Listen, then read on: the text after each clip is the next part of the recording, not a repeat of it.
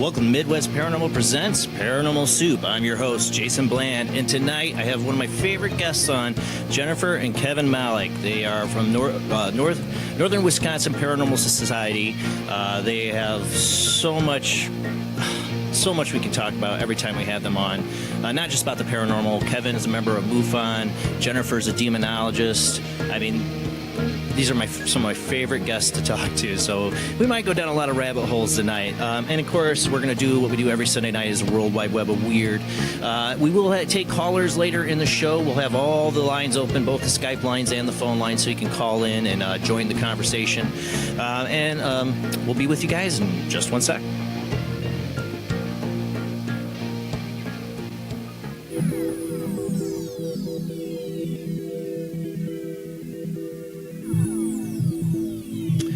Welcome to another night of Paranormal Soup. Like I said, I'm your host, Jason Bland. Tonight we have our guests, Jennifer and Kevin Malek. We're going to bring them on, and we have a full panel of people with us as well. Let me make sure we can see everything. There's Kevin and Jen. How you guys doing tonight?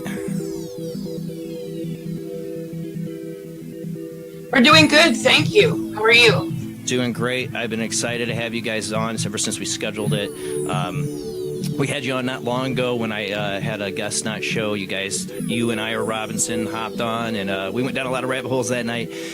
Time flies when I have you guys on. I know it's going to fly tonight, so we should get moving. But I do want to look at who else we have with us. Of course, every Sunday night, join us, Jamie D., my co-host. How you doing tonight, Jamie? Doing great and excited to start tonight as well. And then we got Bill Perry P., Pumpkinhead Paranormal on YouTube with us as well, joining us. How you doing tonight, Bill?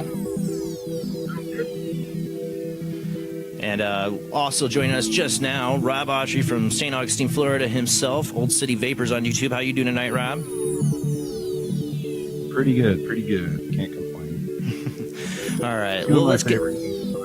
Oh, yeah, definitely two of my favorite guests to have. Well, let's go ahead and roll into the World Wide Web of Weird so we can get to our guests. And, of course, Kevin and Jen, like I said, jump in at any time. Interrupt me at any time, because I love your guys' opinion on these articles. Awesome. Kevin's rubbing his hands like, yeah, I'm ready. All right, let's get into the World Wide Web of Weird.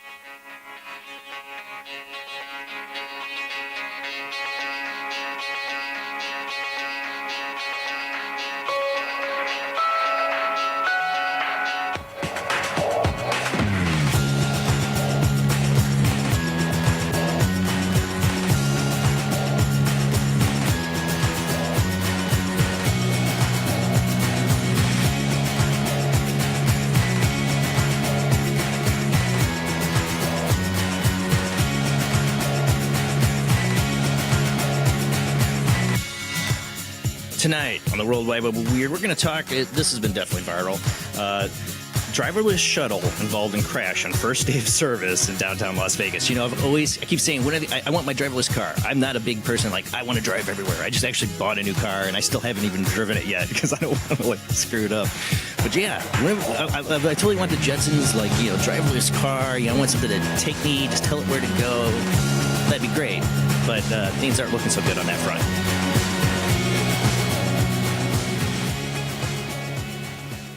All right, so driverless car. This comes from Channel 3 News, Las Vegas. I got to get the screen locked on. Jeff here, our video engineer, is going to pull up. There's a video we got. I think this was taken right after the accident. And for people, we're on Late Night in the Midlands Radio Network. Tonight you'll hear music and that if you're listening on there. But for Late Night in the Midlands Radio Network, if you ever want to see these videos, this is all. You can watch the show on Midwest Paranormal Presents Paranormal Soup's Facebook page. I also post it a few days later on YouTube's Paranormal Soup channel. We have the videos up on there and the pictures you can see, or just let my narrative describe it for you. We got a blue bus here in the midst of a crash scene.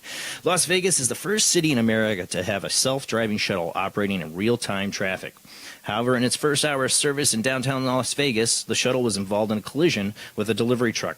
There had been no report of injuries at this time. The driver of the truck was cited by the Las Vegas Vegas Metropolitan Police Department. The project has many people intrigued, wanting to see how the shuttle would work. The shuttle is set to run in a continuous loop downtown. Those checking out of the shuttle system won't see anything else like it across the entire country. The goal is to get at least 250,000 people, locals and visitors alike, on board trying out the driverless technology firsthand. As of now, the rides are free. That will definitely get people trying it out. I would try it. The shuttles can be boarded at any of the 3 stops located on Fremont and Carson Street between Las Vegas Boulevard and 8th Street. The shuttle seats 8 with seat belts and has the ability to immediately brake automatically or manually in case anything crosses its path. Something that was clearly tested in today's instance. AAA is sponsoring the shuttle and says more than 30,000 people died on roads throughout the U.S. last year, with around 90% of those crashes caused by human error. The goal is to keep things safer with driverless world. I get that. I really do. I know, Jamie, you were saying before the show, you're like, I trust a person over a computer. I don't know, man. I don't know. I don't trust people at all. I'm like, I am definitely the defensive driver when I'm on the road. You know, I drive like a granny, I guess. I'm just always on the lookout for some jerk that's not paying attention because they're looking at their cell phone. I will take a computer focused on its job, maybe with a possible program error, than a person that might be looking at their phone. Yeah, well, people are looking at their phone while they're driving, Jamie. And people look at their phone while they're driving or eating. I saw a lady, I swear to God, I thought she was drunk. No, she was eating. She was eating McDonald's in her car. I would call the police because I thought she was swerving all over the place. I was drunk. I get up next to her, and she's like down at a Big Mac. You know? I'm like, oh my God, I called the cops on you, lady. So, yeah, it crashed its first day. Okay. I'll take my chances with a malfunctioning person than a malfunctioning computer in the air. Oh, well, that's the next article. This comes from Unexplained Mysteries. Uber. We have an Uber driver in our presence here, Bill. See your thoughts on this. Uber wants to replace you with drones. Uber to launch flying taxi service by 2020. The ride-hailing giant is reportedly working with NASA to develop a traffic signal system for flying cars. In a press release, Uber explained that the endeavor is part of the company's vision to enable customers in the future to push a button and get a high-speed flight in and around cities. I've been saying this for a long time now. We can't afford to buy your own flying car, but there will be an Uber service. The firm's futuristic flying taxi service is expected to be launched in Los Angeles by the year 2020. There you go. Hey, not far from you guys, Jeff and Jamie. You go take a fly in that, right? A computer error. Technology will allow LA residents to literally fly over the city's historically bad traffic, said Uber Chief Product Officer Jeff Holden. Not everyone, however, is convinced that flying taxis will revolutionize transportation. Flying autonomous vehicles, get that, Bill? Autonomous. Yeah, took your job. They can be hacked. Oh, geez, wow. Flying autonomous vehicles technology is developing rapidly, but it's likely to be more disruptive than transformational, said technology research analysts Kimberly Harris-Ferrante and Michael Ramsey. High-cost safety concerns and regulatory burdens are likely to limit the use of overhyped technology. I said, everybody's like, where's my flying car, man? The flying car dream ended there for a while with 9/11. They're definitely... Totally. If there's going to be flying cars, you're not going to be flying them. They're going to fly you, okay? You're not going to be a pilot. They're not going to give you any control except to say, go there, Surrey. Yeah, I can see it now. You guys want to see a close-up of the Empire State Building? Right? Yeah, no. I'll stick to driving a car. Or stalkers now can stalk you from the air. Right. And taking a taxi if I have to. They can do that with existing drones. They already are. So you can take a driverless car to the airport, get in your automated drone plane with your AI sex robot, and you join the Mile High Club. Yeah, there you go. Yeah. And have the robot babies. Oh, God. Yeah. That's on last week on Paranormal Soup. No. Okay. Next up, from the paranormalglobe.com. Oh, geez, it just gets weirder. That's World Wide Web of Weird. Ghost corpse body pillows are a growing trend. This comes from paranormalglobe.com. This isn't anything paranormal, but it's bizarre nonetheless. Have you ever gone to bed and thought, I wonder what it would be like sleeping with a corpse? That was a Jeffrey Dahmer thought. Deep Thoughts by Jeffrey Dahmer. No, I haven't, but maybe you have. Oh, this article. An online store based in Thailand are selling Poikong body pillow. Poikong body pillows, I guess, apparently are becoming very popular. You can take this body pillow to bed, snuggle up to it, and fall asleep. You could also use it to scare your friends, especially as a Halloween is approaching. Now that would be cool. Put that in a let your friend get really drunk on a Halloween party, and when he passes out, give him that to cuddle up next to you. That would be awesome. That's a step from necrophilia. And do they have a scent for it? Like a corpse scent? I don't know. If they don't give them time, they'll probably come out with one. Right. Pokang is a folklore that originated in Malaysia and Indonesia. It's when a dead person's soul becomes trapped inside its shroud and becomes a Pokang. I'm probably butchering that. The creators of Pillow said they wanted to do something unique that no one else had ever done before. Well, there you go. You did. Good job. You're the first to make a body pillow that's like a dead person. It doesn't say anything about the smell. Maybe it's scratch and sniff. I don't know. Oh, God. What is wrong with the world? Okay. All right, so let's move on. Number 4 here. This is a favorite subject. This comes from ibtimes.co.uk. This is a frilled shark that maybe you know how to say this. I would have to spell it for you, Jennifer.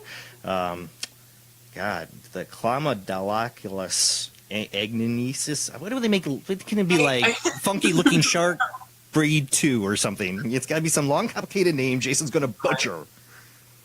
I'll just stick to calling it the frilled shark because there's no way I can pronounce that word. Right, no way. Thank you. Okay. Got more decent.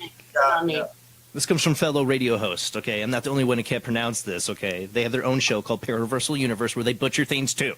All right. This is one of the oldest animals on Earth. It has been roaming the bottom of the sea for 80 million years and inspired the sea serpent myth.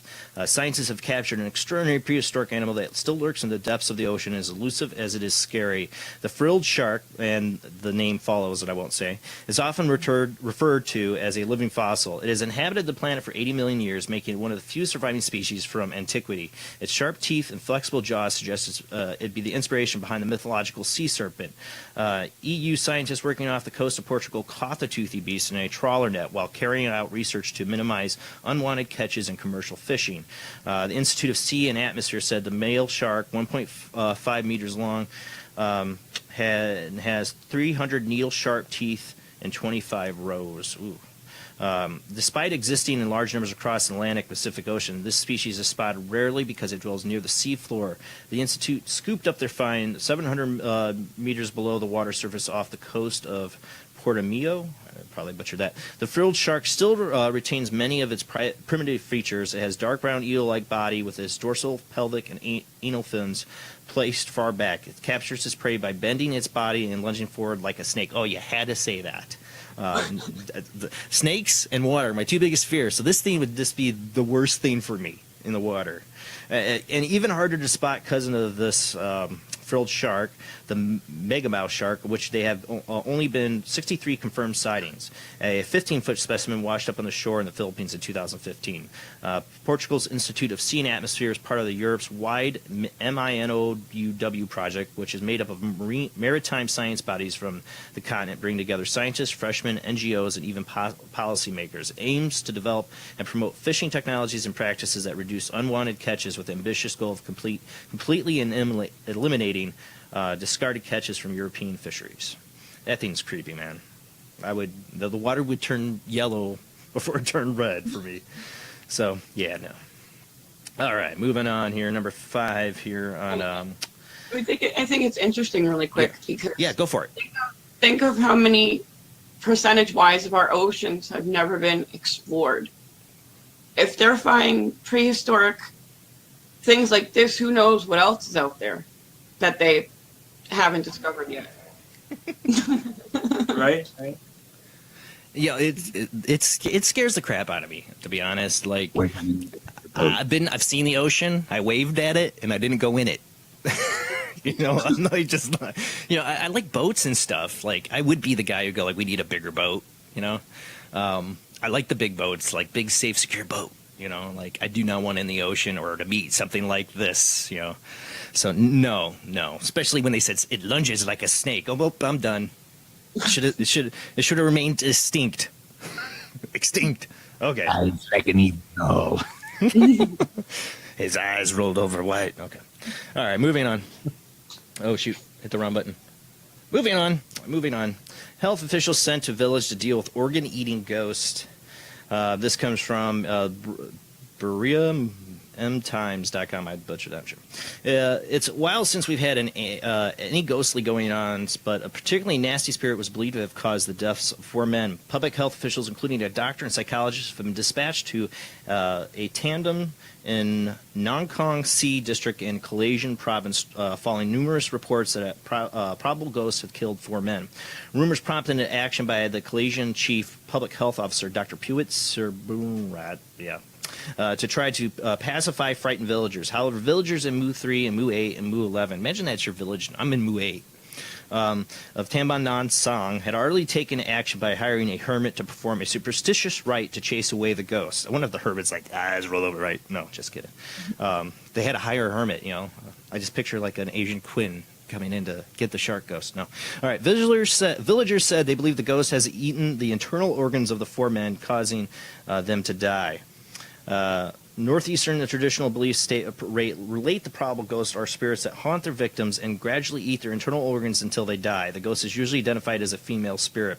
Praesidium Sigmahat, head of Mu 3 village, said yesterday the rite claimed the villagers, and they appear to have stopped worrying. Most returned from the rite with smiles on their faces. However, the head of public health team, Dr. Sangram, a primitive medicine specialist, said officials would continue to look into the scientific cause of the deaths, and psychologists would interview the families of the 4 men.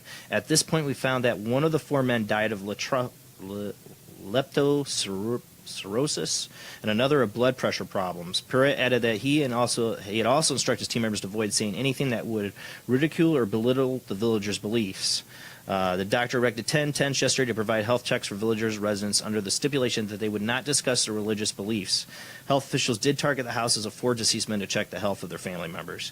You know, we've had a lot of these sort of, you know, their traditions and what they think is going on are different than here, but I mean, this doesn't make them stupid. It's just their traditions and culture, and who knows? Maybe they got some kind of spirit ghost eating people. I don't know, but probably. Well, you know, spirits can affect chakras and stuff. Right, and that's what this tradition comes from. Right, and they say demons anchor themselves in different body parts. You know, so who knows? I mean, all cultures have you know, ghosts and spirits and whatnot. Well, even America, look at the evangelical movement of, you know, of using prayer to heal all kinds of ailments for people. That they you know, they even attach demons to certain addictions and ailments to people. Well, that's why I brought up demons, deliverance. because in exorcism or deliverance, people, you know, after they've been successfully delivered, have been cured of an ailment that they developed while they were under possession. Yeah. Or oppression or Yeah, we had a good example. We watch video lectures on YouTube from Father Chad Rippinger. yes. And he's an exorcist. And he had a couple come to him one time because the husband had cancer and they knew that he had some kind of a demonic attachment. The poor man was in stage 4 cancer. They didn't think he was going to make it. So Father Chad performed the exorcism, and after a while, the guy went back to the hospital only to find out that he had been cured of his cancer, and it was due to demonic possession. You wonder if there's a correlation, Yeah, if there, a direct correlation. So, you know, and with no other theory that's plausible. Yeah. So, I mean, they ran all kinds of tests on him. They couldn't understand how he was pretty much, you know, 1 foot on the grave and 1 on a banana peel, and here he's completely. Well, you got to figure if a demon will find a way to destroy you. If a demon can give you cancer, it's going to give you cancer. Oh yeah, totally. You know, if it's able to do it, I'm sure it would. All right, let's move on here. We got a UFO sighting for the World Wide Web of Weird. This comes from the Mirror. Baffled villagers, UFO fears after spotting eerie lights flying in formation in the sky. This is a little weird. First, I thought maybe Chinese lanterns when we were watching this before the show. But it does some weird stuff here. 7 lights appeared in the sky in the village of Norga Davaka in the southwestern Ukraine, staying in one formation as if linked. But it splits off. It's really weird. Baffled residents were left fearing an alien invasion when strange lights appeared in the sky. The bizarre spots raised UFO suspicions among local villagers in the southwestern Ukraine Odessa Oblast. 7 lights appeared in the sky, staying in one formation as if linked. Social media users even likened the flying shapes to a variation of Starfleet insignia. Ooh, Star Trek fans in the UK, awesome. Used in the Star Trek TV shows and films. Maybe it's yeah, kinda, maybe. You almost thought I saw like a shape to it at one point in the clip, but one of the lights like drop off. Like you see like a little explosion and something drops off. Thought it could be maybe Chinese lantern just fell apart in the sky, but I don't know. It's weird. Footage was posted online by Ivan Rusev, who claimed that the objects appeared out of the blue at a significant height and stayed visible around 12 to 15 minutes. They do look pretty high up there. It's since been reported the lights were targets for Ukraine Marines to train with, though there was no details released about what they were made of. So yeah, it could have been flares, it could have been lanterns. They were up there trying to just shoot something in the sky. Or that was just their crappy explanation for the UFO in the sky. But you see how it looks like something fell off. I thought, and then it goes out like that's a lantern. They shot one, maybe another officer shot one, and then it fell. Plus, there's nothing fabulous or no. It's just lights in the sky. It reminds me. I've seen lanterns in the sky, Chinese lanterns, and that's what it reminds me of. Okay, one more thing on the World Wide Web of weird. This world. This is from Unexplained Mysteries. A womb transplant could make a man pregnant. Yes. This comes from Unexplained Mysteries. A leading fertility expert has indicated that it is theoretically possible for a man to become pregnant. While pregnancy has already been seen in transgender men, Dr. Richard Paulson believes that medical technology has been advanced far enough for it to be possible for a transgender woman, having been born a man, to become pregnant through a transplantation of a donor womb. Speaking at the annual meeting for American Society of Reproductive Medicine, Dr. Paulson suggested there was no scientific reason why this couldn't happen. I've heard this before. In particular terms, it would still be very complex and risky procedure, and the baby would need to be born via cesarean section, as the male pelvis is too narrow for a baby to pass through. There would be additional challenges, but I don't see any obvious problems that would preclude it, he said. I think it would be possible if they could do it tomorrow. And, yeah, let's not do it tomorrow. I don't know. I mean, if somebody wants to do it to their body, I'm libertarian. I believe whatever floats your boat. But, man, I think that's one benefit of being a man. Even if you are a man, transgender woman, that you don't have to get pregnant. You don't have to go through that. Adopt. I don't know. Ow. I don't know. I mean, once it makes it past your pelvis, where is it going to come out of? Yeah. Cesarean. What are you going to say, Kevin? With all these stories, just because we can do something doesn't mean that we should do it. Right. Whether we're talking about this or before at the beginning with the cars, the self-driving cars, it's a nice freedom to be able to get in a car anytime and go where you want. When they got these cars going on now and they're pushing this driverless car thing, once we have the technology to do all this stuff, and if we don't have it, we're going to develop it, or the government's probably already got it. Oh yeah, so the question becomes, like once we cross that line, we can't go back. Once we give our freedom away to drive and have driverless cars, who's to say when I get in a car to go to work and it's a driverless car owned by somebody else, so they're going to be charging you, that it doesn't take me to the police station if I have a warrant, or you know what I'm saying? I mean, yeah. There are just so many morality issues, I guess, with some of this stuff. Is what I'm trying to get at.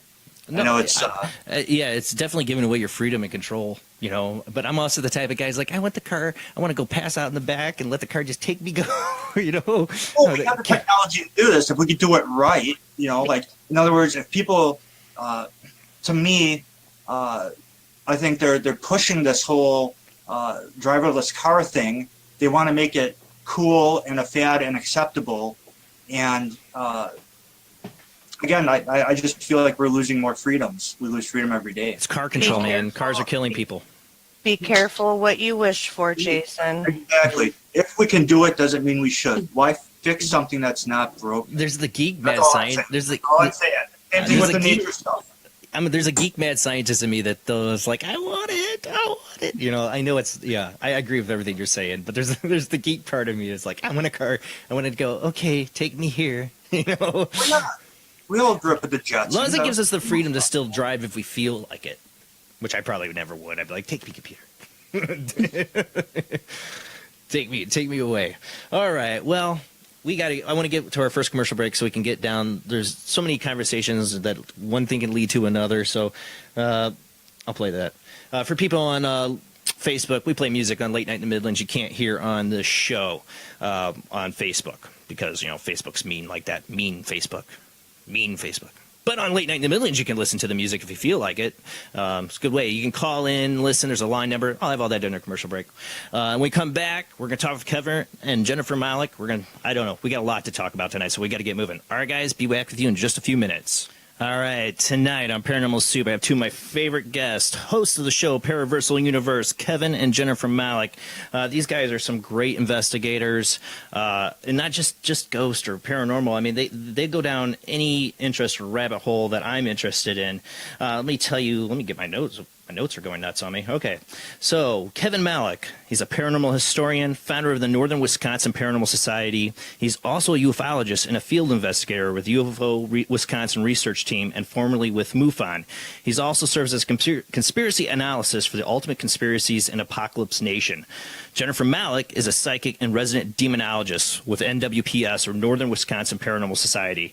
She's also the Wisconsin representative for the PWSM, Praesidium Warriors of St. Michael. I'm sorry, I butchered that.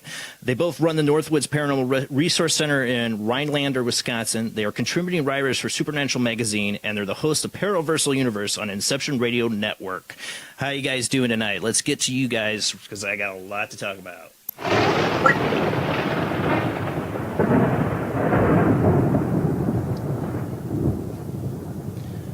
How's it going tonight, Kevin and Jen? I am so happy to have you guys on the show. We're excited. Yeah. We've been looking forward to this since you guys booked us. Yeah, you definitely, I remember the first time I had you guys on, I mean, time went by so fast, so it's like I want to get into it here. One of the things, we could start off talking tonight, we've had you on before, being in Wisconsin and that, you guys have had a lot of work and dealt with summer wind, which many people probably watching or listening to the show are familiar with from shows A Haunting. It's definitely one of the most well-known haunted story locations. But there's been some new news on it. If you guys want to kind of talk about that. Well, yeah, Summerwind, which is the Summerwind Mansion that Jason was talking about, in 1988 burned down, and now it's referred to as the Summerwind Ruins. And when it burned down, the official story was that lightning had struck in the building. By this time, it was an abandoned building. It was in its height of haunted, history, I guess. It was every weekend kids would go out there and party. It was the party spot for many high schools. Still is. I mean, even though the building's not there, they still go out there every weekend. Any weekend they'll get busted or by police or whatever. But anyways, so a couple had bought the Summerwind Mansion a couple years before it burned down, and they didn't live in Land O'Lakes. They lived in a different town, so they weren't there all the time to, I guess, police their property. So because of all the people going out there, not only the kids, but thrill seekers as well. I mean, we're talking about a building that was on Time Life magazine cover. Yeah. Okay. I mean, this is probably one of the best known haunted houses in modern history. So, very iconic. And so anyways, the story has been that lightning struck the place. At least that's what the newspaper reported. However, there's always been three theories as to how Summerwind burned down. Because not everybody bought it was struck twice by lightning. Right. after standing there for 7 years, surrounded by towering pines, had never been touched before, and now all of a sudden, bam, 3 buildings burned down that night. Okay, there were a lot of questions, and so, anyways, the first theory is lightning, which a lot of people didn't buy. To me, that was always the least likely explanation. The second theory is that high schoolers burnt it down because they're out there partying and lighting the fireplaces and doing what high school kids do,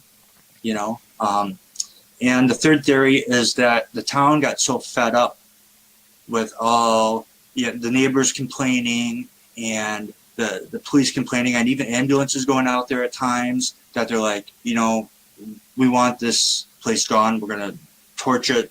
And they did. So those are the 3 theories. And time passes. 30 years later, at the last ghost hunting day, which I guess now is International Ghost Hunting Day event, where all these different teams participate, and they do different things to try to garner activity and whatnot. And so this year, the Fox Valley Ghost Hunters out of Appleton were at Summerwind. They're one of the 2 teams that can go there and investigate the place, us being the other. And they went up there with some people to do the ghost hunting day, night festivities. And there's 30 people up there, and a guy showed up, and he said, Summerwind wasn't hit by lightning. He said it was a controlled burn, and I was there. So he's telling this in front of 30 people. Nobody had, knew this guy from anyone, no one had met him before or anything. Right. And so he's got this amazing story that he tells, which is that he was the nephew of the guy who owned the next door property to Summerwind. His uncle owned the next door. And he was up the week the building burned down. Him and a friend of his who now lives in Texas. And a couple nights before Summerwind burned down, they said that somebody came over to their house and said, if you see a fire off in the woods, don't report it. We're going to take care of this problem. And a couple nights later, they saw activity up at the Summerwind Mansion. It was nighttime. They put their raincoats on because it was raining, and they walked out there. They said, what happened was that the town had ran a hose down to the lake, West Bay Lake, and they had 3 fire trucks there, a main fire truck, a brush truck, and some other truck, and that they had brought bales of hay in, and they had put bales of hay in the middle of the Summerwind Mansion, and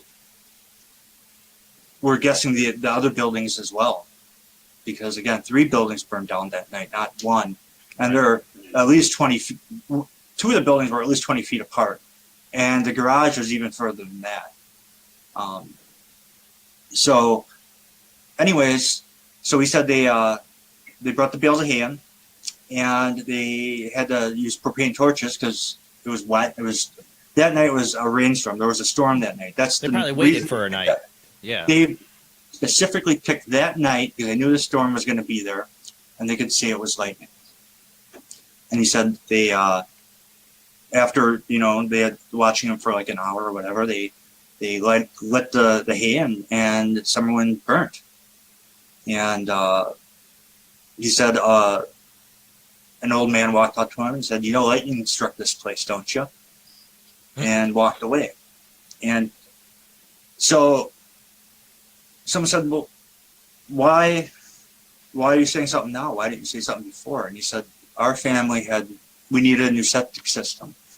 And if we would have said anything, we wouldn't have got the permits we needed. You see? Yeah. He said, and then eventually Michael sold the place, and we just forgot about whatever. He always remembered it. So anyways, so that's the story. And so Craig asked him, this guy, can I interview you? Can we get this on tape? He said, well, yeah, I just don't want to put my name out there big time in the public, but I want the story to be told. So Craig, it was Craig and another investigator, a guy who used to be an officer. They drove up to where this guy is at, and they interviewed him. And the interview is at the end of the article we wrote for Supernatural Magazine, which came out not even a month ago. We broke the story. We attached the interview to the story so people can hear for themselves after reading our article, because we go through some of the history and the theories and that kind of thing. And, and what about this and what about that? But you can hear the interview, and I mean, there's a lot of detailed accounts. And the thing is not, okay, so for us, because Craig was our, what would you say, source. Yeah, he was. So it's like, okay, we need to check out this guy to make sure who he is, who he says he is, before we run with the story. Right. Because, so we did so, and he turns out to be who he says he is. And then we checked to make sure his family did, in fact, own the property, and they did. And they even sold it when he said they did.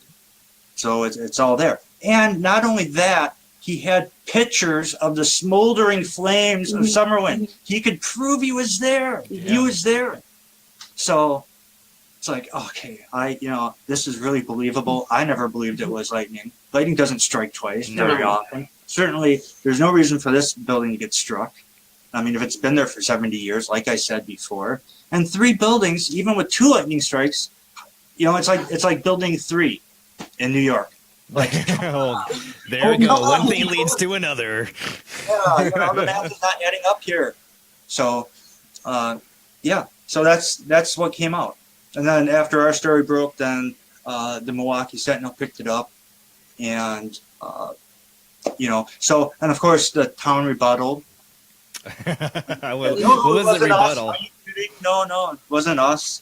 And they came forward with pictures of the fire, because the official story is that they showed up at 7 a.m. and Summerwind was burning at that point. So they had pictures of Summerwind burning during the daytime.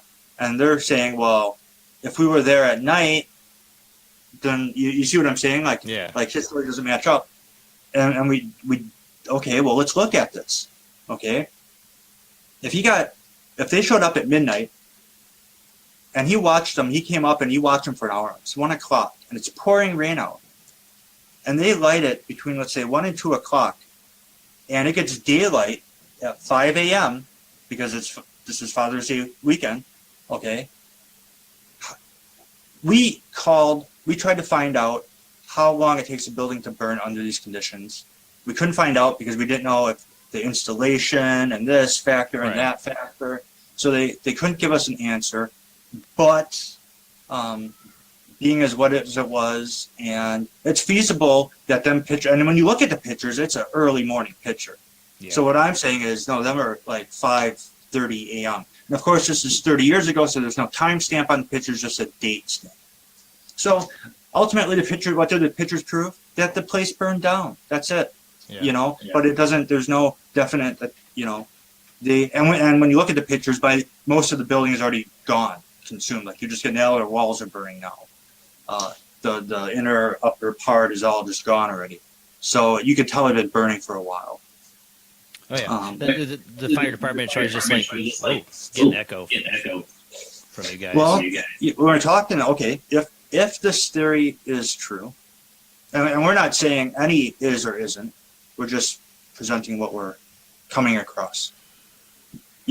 But if that theory is true, you had to have at least probably 20 guys in on what's going on, from the sheriff's department, the fire department, and the town offices. Mm-hmm. Now, there are no sheriff department records, and there are no fire department records.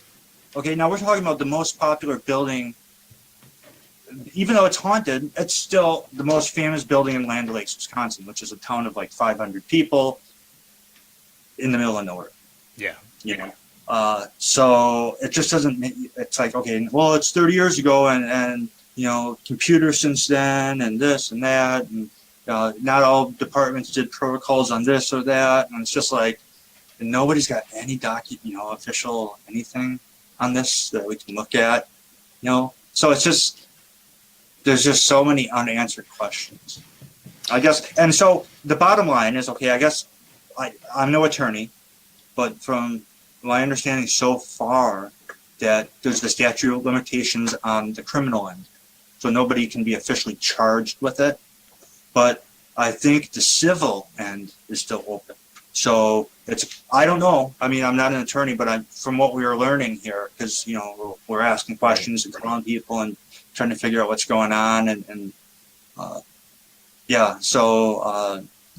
will be up to the owners ultimately. Yeah, because the owners thought for all this time that it was due to lightning. Yeah, they were, and so they had no idea. Yeah, it's like, are you kidding? What?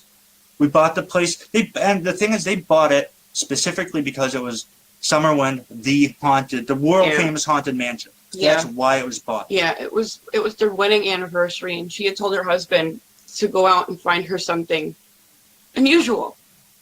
And he comes back pretty much with the signed deed to Summerwind as an anniversary gift to her. Isn't that something?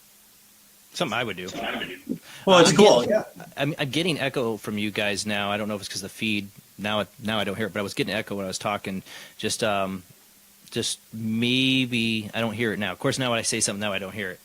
But okay, we'll see if it comes back. But it might have been. I don't know if you turned up your volume for me or whatever. We haven't touched anything. Okay. No, we haven't touched anything. Nothing's Might turned just on. been the feed lagging or whatever a little bit or something. But of course now there you go. I was going to say, I've always wondered, a lot of these haunted places always seem to end by fire. Abandoned haunted buildings. If you can think of your own hometown, people watching, you got to think of it like, oh, there was this old abandoned haunted place and it burnt down. You got to wonder how many cops or town officials are like, we can't legally get these people to tear this place down. So, it caught fire, and everybody hush up about it. You wonder how often that happens. I'm sure quite a bit, probably more often than we think. Because also, in the middle of nowhere. I mean, even now that it's out in the open, everybody knows about it. It's like, it's 30 years ago. So as far as I feel bad for the owners. The owners got totally just screwed. It's like, really, you couldn't give the owners. They owned it for 2 years and it was torched. It's like they didn't live in the town, but they had, it was theirs. It's their property. Maybe put up a fence. There's other options. You don't have to burn the place down for crying. And so, the other thing we found was that there were statements from the town, one of the town office, like the chairman or someone, stating that people, some people wanted the place demolished, and they wanted, what do you call it, where you order condemned. They wanted the building condemned, but for that you need the owner's signature. And here, they're not going to condemn Summerwind. That's why they bought it. It's, it's theirs to do with what they want. They want to fix it up to code enough to have people come in and check it out. That's their option. But that's their option, their property. But yeah, I think you're right. I think that that happens, that stuff, there's every town has probably got its secrets. And this is just one town secret that, the paranormal community at least is interested in. Yeah, and they don't want anybody to know about it even 30 years later, so they'll never admit it. Because the people that formerly owned it could still civilly sue them, for money. If more witnesses come forward, like if they can get the other guy to come forward or if 20 people knew about it, I'm sure their wives knew about it. Maybe some of the kids in the family. It's like, Dad was at Summerwind, he burned it down last night. Don't say anything, Of course, the kids go to school and say, Summerwind burned down. I was in high school when it burned down. Yeah. And of course, I live in the area where Summerwind is, geographically speaking. It was in our school district even.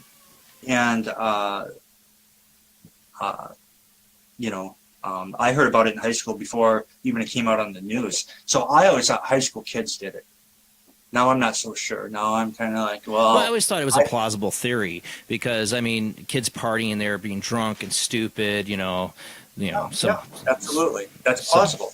You know, somebody wants to do some fireballs and, you know, get some Everclear and, you know, you can see it happening, you know, and I'm sure it has happened in some haunted locations. But, yeah, it seems like a lot went afoul there that was pretty fishy.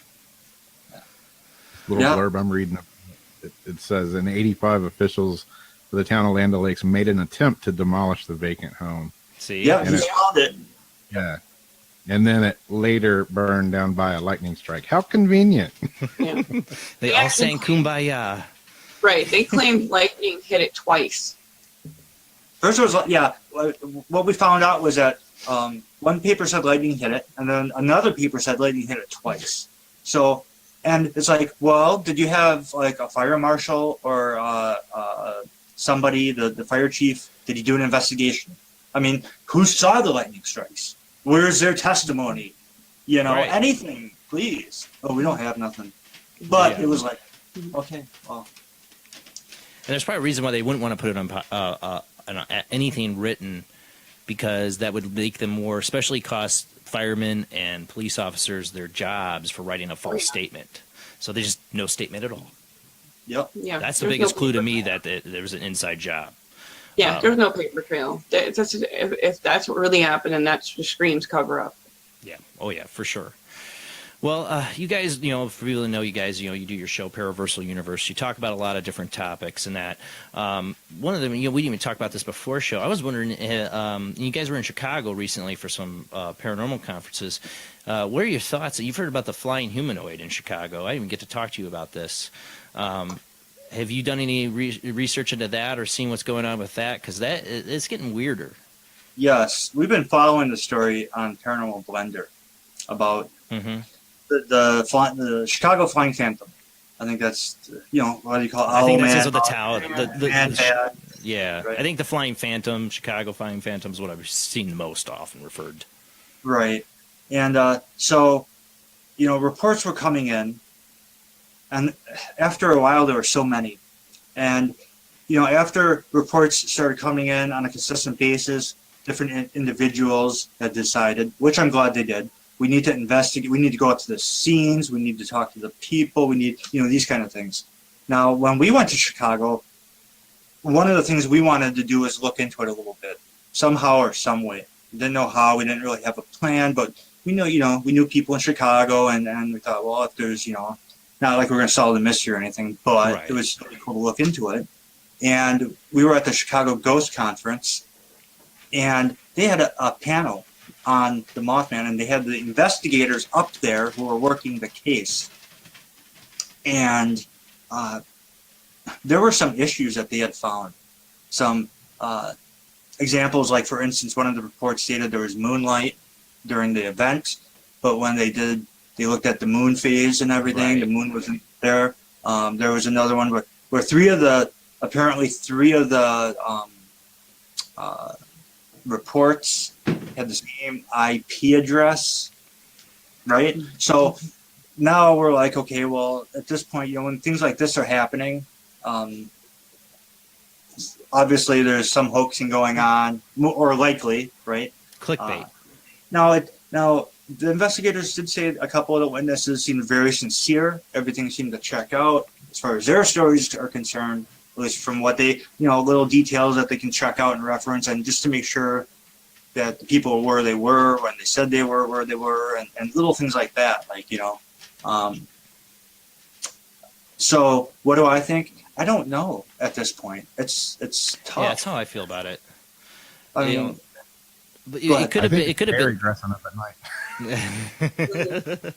Well, it could have been. You know, there could be something going on. There could have been a sighting or two of something weird like this, and then then it becomes like the internet like jumps on it and humps it and makes its own like stupid stories about it. You know, like, you know, this is how the internet works. So there could be truth to it, but there's also going to be a bunch of nonsense and crap. You know, that's what we think. We think that, you know, a handful of them are actually true, genuine accounts. But when you get, say, ones coming from same IP addresses, you're kind of just like, well, wait a minute. Somebody's trying to push a narrative, you know, or hoax. Right. So we're thinking that some of the reports that we've heard about are probably true, but a good chunk of them that are constantly coming up on a daily basis. I mean, there's a motive.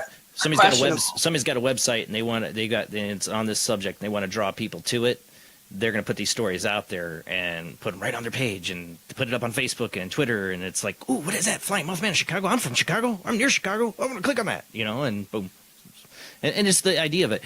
What scares me, being so close to Chicago, is when people start talking about seeing something that's Mothman-like or Mothman at all. I mean, usually that the Mothman sightings are harbingers of something really bad's going to happen. We over the months we covered it, because at this point we're, I don't know if we're going to cover it next month or not. We didn't. This is the first time we didn't cover it this last time around, just because after you cover it, even though it's the monthly news report and every month new stuff is coming out, it started to become redundant, especially like just being there watching the panel. Excellent members, excellent people up there, excellent investigators. Each discussing, the people they talked to and what happened and what they found. And, nobody was up there pushing any, it's this or it's that. It was, I guess that was, I don't know. I think that, and like Jennifer said, some of them are genuine in that the people believe they saw what they saw. Right. But then out of them, how many of them are misidentification or, whatever. So then you get a really small percentage. And for them, one of the things we thought was interesting was the red eyes, that if this creature, and another thing we noted, Donald Young, a cryptozoologist who is a member of the NWPS, and he's on Paranormal Blender every month. He noted as far as the wing size per body weight and mass, and the way it's described flying and lifting off and stuff, that it would be impossible from the mechanics we know of. So that between the red eyes and that, if this were real, could we actually be dealing with something supernatural? Right. Well, that's people talk about like angels. There's no way that it's possible for a creature to be like an angel, have wings like that. But people have seen it, and people have seen these winged creatures, the Mothman sightings. It's just the way that they're described. I don't think a physical creature could be like that. But maybe from a different dimension where the laws of physics are different. I don't know. To me, it's one of the most fascinating things, because I like to call them, these kind of creatures, not just Bigfoots, like creatures like this, as walk-ins. Is this a slip from another dimension or another time, or are we seeing something that's just completely shouldn't be here at all, it's something from another dimension. You talk about parallel universes and different dimensions and universes and stuff, and it's like with some of these, like some of these paranormal reports, whether they're the UFOs or the cryptozoology or the paranormal, the parapsychology stuff, it's like, like for instance, Bigfoot, half the people feel it's a actual physical being without supernatural abilities, but the other half feel because we can't find simple things like scat or sleeping Bigfoot or dead Bigfoot, just a dead or Bigfoot. Dead Bigfoot, right? That there's got to be something supernatural going on, but yet there are so many reports that you can't just discount it. It's not like 50 reports ever. We're talking like thousands of reports where Bigfoot's doing something unusual, or there are lights present, or mind speak. UFOs. I mean, UFOs have been reported with Bigfoot sightings too. Well, even in ufology, you got like the rush. Depending on who you talk to, it's from 80 to 160 different alien beings that have been documented by governments on Earth. Now, if you got that many, you got to figure there's going to be at least a small few of them, even a couple of them, that if these beings are created in what we'll call God's image, a head, 2 arms, 2 legs, sentient being, then maybe these would be like us, but maybe more hairy. who's to say? I mean, Right. look, you got Chewbacca, right? He's like one of the stars Well, of there Star was Wars. Gigantopithecus. There's Gigantopithecus that very much could be what the Bigfoot is. But I was like, hey, do aliens have pets? Just saying, I maybe don't- they're taking their Bigfoot for a walk in the woods. I don't know. I mean, Yeah, there's so many possibilities with this, but the thing is, people have been seeing them, spotting them. There's something to it. But there's some weird stuff that goes along with it. And you talk about the telepathy thing. There's a lot of people that experience this, like this, like they have this telepathic communication with these creatures. right. Yeah, and all kinds of stuff. And and do I think it's just this or just that or just that? I think it's probably a little of all of it. In other words, It's a soup. maybe right. Okay, Right, it's a soup. paranormal soup. There you go. It's a little bit of everything. It's like the missing 411 mysteries. The people disappearing in state parks. Is it aliens? Is it dog man? Is it Bigfoot? Is it serial killers? Is it the government? Is it? It's all of them. Or Yeah, flying people orbs get that come lost. and take them away. Because when you think about the ghost lights and these big glowing orbs people see in these woods and stuff like that, I've always pictured like something like The Prisoner, like your old TV show and the big ball that comes after and grabs them. I picture like these glowing orbs in the woods that people see these ghost lights. I wouldn't want to get near one. If this is something interdimensional or whatever, Right. maybe that's what's grabbing people and they're disappearing. Yeah. I mean, who knows? Some of those 411s, though, I always thought could be a Thunderbird, like the pterodactyl or something like Another that. possibility. Another possibility. Because one thing, I love the David Pilates, how you say his name, that does the Pilates. Pilates. No. I always loved when, he had so much detail in these common themes, and one of them was that their shoes would be off their feet.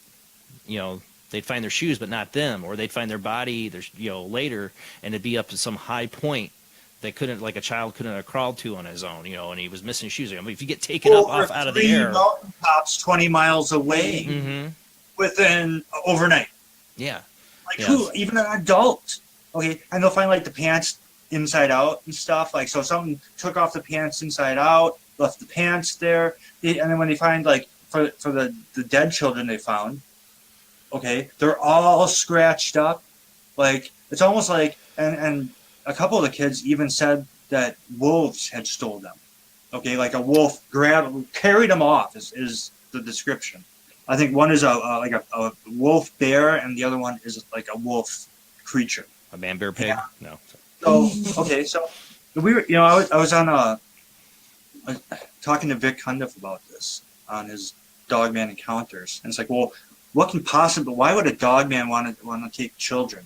And it's like, well, if you had a female dogman who had some kind of, let's say, postpartum or not postpartum, but postpartum depression child, or something. and her instinct is a motherly instinct. We've seen so many different animal species now where like you find like a wild cat nursing a deer or taking Right. care of a deer or just all these different examples, right? So maybe the creature thinks, I'm going to take this kid wherever, and takes the clothes off the kid because it thinks the clothes are like, I wouldn't wear clothes, right?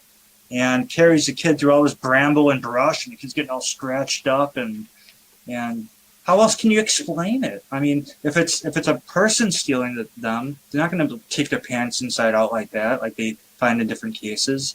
Well, they may. I don't know. There's weird Anything's people. possible, I suppose. But the whole point is that when you got a young child says no, it wasn't a person, it was a wolf carried me away, and one like fed him berries even at one point. Apparently, You're talking about some pretty old recollections that go back to like the early 1900s, where you're referring to that. There's one of a girl who was taken by like a beast. This is I talked about this with Varla Ventura, because she has a couple really good books on ancient mythology, like werewolves Right. and stuff like that. And that's one of the ones that's very Dogman like, where the girl was taken and it helped her get berries and stuff and fed her. That was like I the early know. 1900s, if I remember right, or You know, late 1800s. I know there's more than one account. In fact, I know there's more than two accounts. Yeah. I think, and the ones I'm thinking of, I thought were more recent. Because they had police searches with helicopters, and like I said, they find, a child disappears or a child disappears from the family, and then the next day, so the hikers 3 mountains away find the child. I know that Under one, yeah. It's like the child couldn't have walked off on its own and done that, and it wouldn't, there's just, it's like, well, that's impossible. Okay. So, like I said, Occam's razor says it's the most likely answer is probably getting lost in serial killers, but that doesn't mean that's them two things are responsible for every single one. You can have things like, how about large conglomerates who do secret experiments? You have government. You have the black ops who do secret stuff. I know you're grinning and like, I'm like, oh yeah, we're gonna get into Montauk. Yeah. Yeah. I mean, Stranger Things. Have you guys watched Stranger Things? Season 1 and season 2? No, we haven't. Oh my God! The first time I saw it, I'm like, "This is Project Montauk." What they're doing here. Like even Elle in it has this power to bring this monster into the reality and open a doorway to another dimension. I'm like, "That's the Aurora chair from Montauk." For people to know, that's the old conspiracy theory going back was it New York, Montauk, where they had the MK Ultra project and psychic children.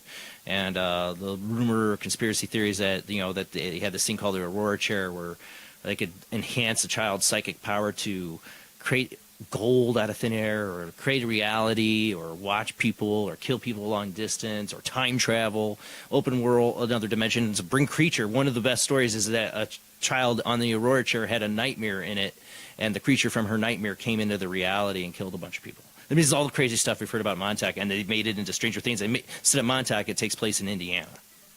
My town. Yeah. Well, there are secret government experiments and secret government programs, and of course they're not like 10 or 15 years ahead of us. They're way further than that.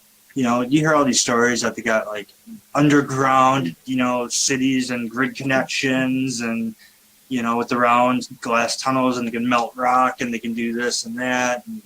And there's a lot of stuff going on we don't know about. We have trillions of dollars we can't even account. Where's it going? Trillions. We can't even account for it on the planet. It's they tried. No, they tried. Or on the dark side of the moon, or it's somewhere where we're not allowed to go. Kevin, they did try to find it. Remember, they had an accounting group trying to figure this out at the Pentagon? And, oh, damn it, 9/11 happened, and the plane crashed right in the section where they had all the accountants trying to figure out where the $2.3 trillion. Donald Rumsfeld's like, I don't know what happened to it. Let's investigate. Struck by lightning. Yeah, no, they got hit by a plane drone and into the Pentagon. And all the information we had on it was there. I mean, seriously, that's the crap that they're throwing at us, and most people don't notice it or pay attention. But us tinfoil hat wearing proud members here, come on. I mean, it was just too coincidental, something like that. That's another rabbit hole to go down to. And I don't care. We were talking about this. Some hosts shy away from talking about. I try not to get political. I don't want to be Alex Jones. I don't want to get political. I hate all the politicians and all the politics. Well, there's even stuff he won't touch, Yeah, but he won't touch reptilians. He won't touch. He'll touch on the Satanism and the occult stuff, but he doesn't really get deep into it. All that stuff's kind of intertwined. Totally is, man. Mystery Babylon religion and. This is what I'll say. You know what? I'll say this. I might make some enemies here, but I want to say this about Alex Jones. I do watch. I like David Knight on his show. Alex drives me nuts. Oh, he's great. I like David Knight. But Alex kind of drives me nuts. He does what he does to try to get people's attention. Look at me, people. America. And it works. It does work. I think his idol is David Stone. David Stone's a kind of guy that gets people's attention. He has a lobbyist. He was that way. It's just his idea. If I'm really out there, more people are going to talk about me. More people are going to see it, and I can get the information out there, and maybe that's a good way. But I have to ask this. Remember where he really got himself on the map was sneaking into the Bohemian Grove. Yep. That's first I got to know of Alex Jones. That's what really, in my opinion, at least as far as I know, really got his name out there. How'd he get in?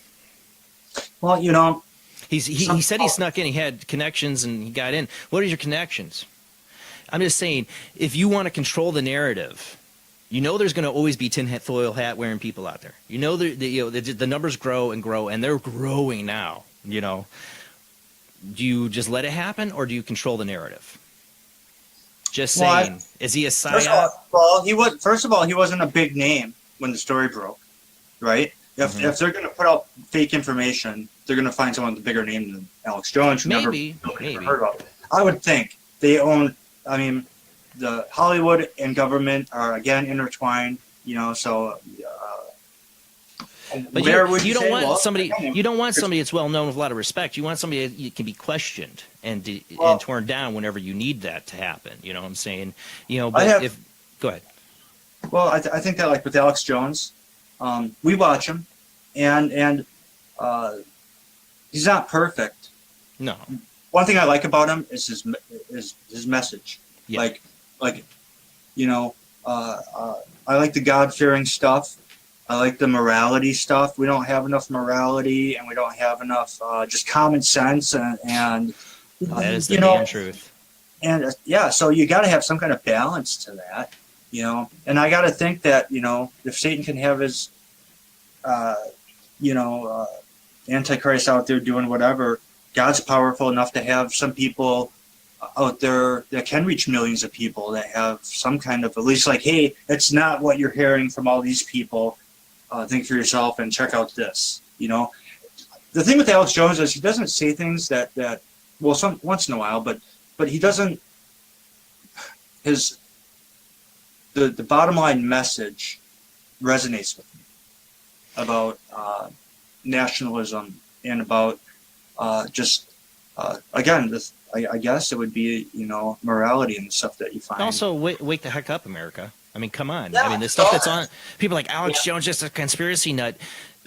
Yeah, he comes off pretty crazy, but I mean, he tells people, go look for yourselves. Go check it out for yourselves. You know, it's this information's out there, and they do tell you stuff that you'll find out now a year later. It's coming out. They, I'll give them that. They've said stuff that, you know, people are like, no, and now a year later it's like, oh, now you got, you know. There are questions, you know, like some people say, well, why is he still alive? How come he's still broadcasting? How can his InfoWars fund this huge operation he's got? You know, supplements. I tell you, he's got a lot of charisma, and he's got a good message. And you mix the two, and there are going to be people out there with money that aren't corrupt, that aren't in secret nefarious organizations. That are going to be like, you know what? Yeah, I'll sponsor. You know, you need $1 million for your whatever. Yeah, we can do that. You know, so it's and like I said, the protection thing. Maybe he does have divine protection. Maybe David Icke has divine protection. How do we know? You know, if you know. Well, I to me, it's just pure and simple. It's like, once the person gets to their level, if they were to take him out at that point, it would just confirm everybody's suspicions. Well, not only that, and then you really upset the balance of people. There's when you take out everyone's favorite spokesman, you know, well, not everyone's favorite spokesman. Well, let me reword this. Not everyone. If you got someone like David Icke or Alex Jones, that would be big ripples.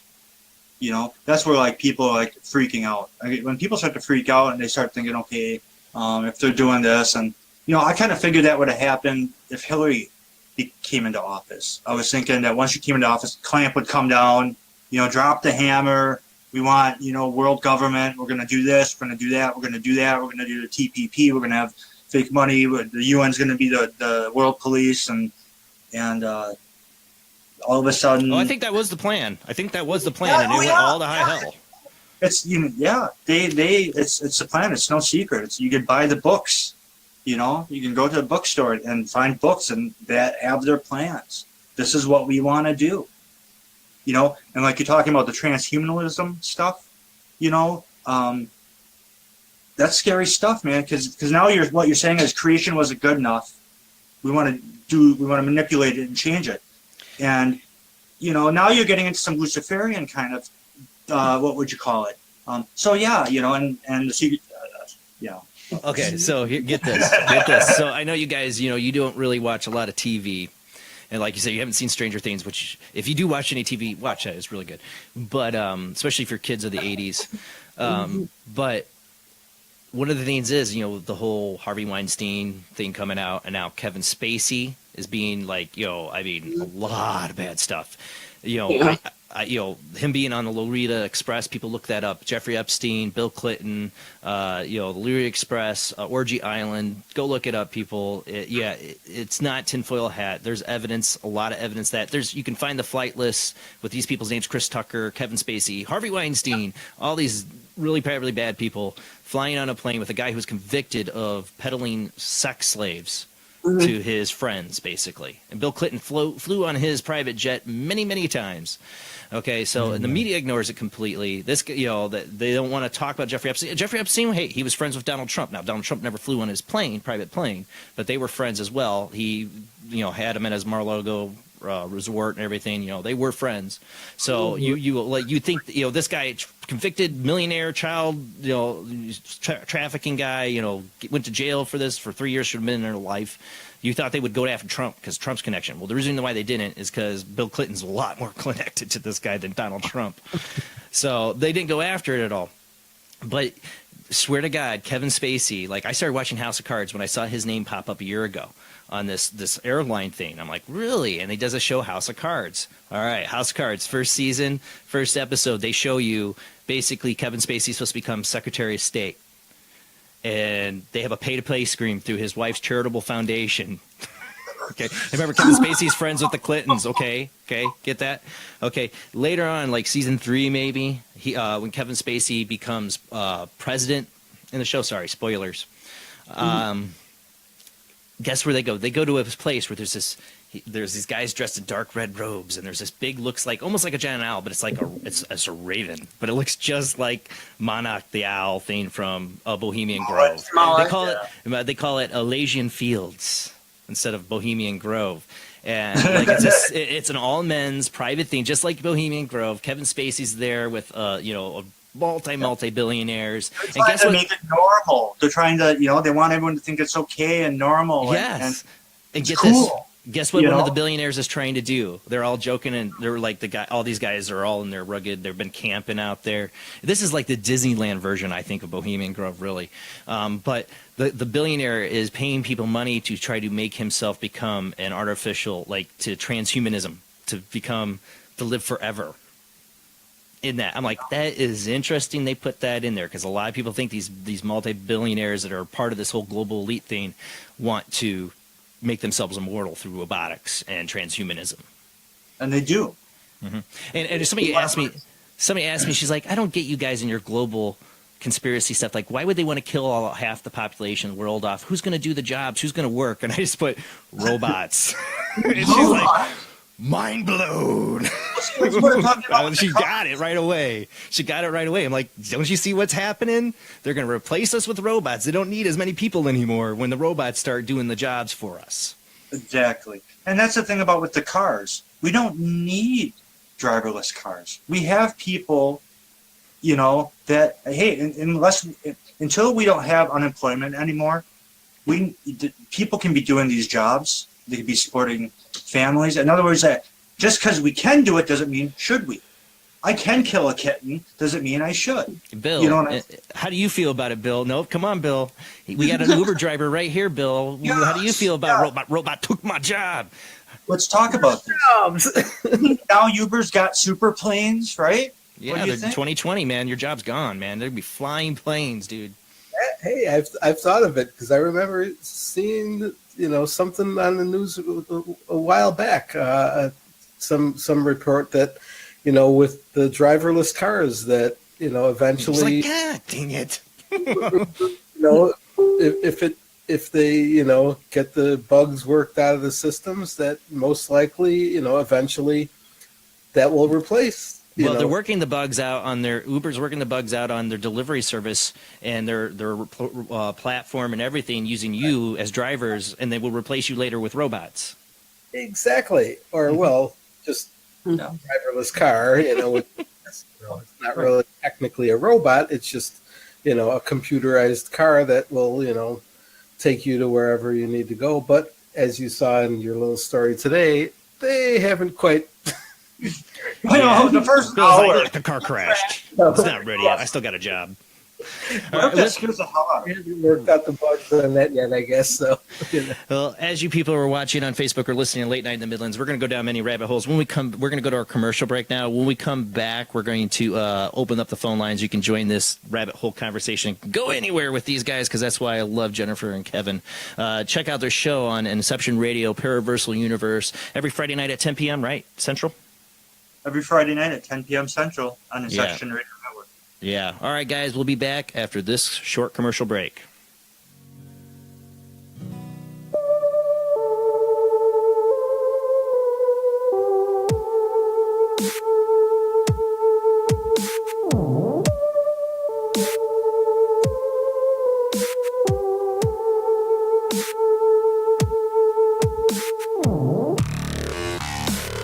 Tonight we have guests Kevin and Jennifer Malek, investigators from Wisconsin, into the paranormal, into anything weird, conspiracies. These guys are some of the funnest people I have on the show to talk, go down a lot of different rabbit holes. I can't help it. This is people I enjoy talking to about these subjects, and we're going to get more into it. But you can call in if you want to join this or add to the conversation or have questions for Kevin and Jen. All the lines are going to be open tonight. We have the Soup live chat, 800 live chat. That's the video Skype line you can call in by. You can call in audio only on the J Bland 00 Skype line ID, or you can call in by phone at 219-230-4444. That's 219-230-4444. All right, guys, let's get back to our guest.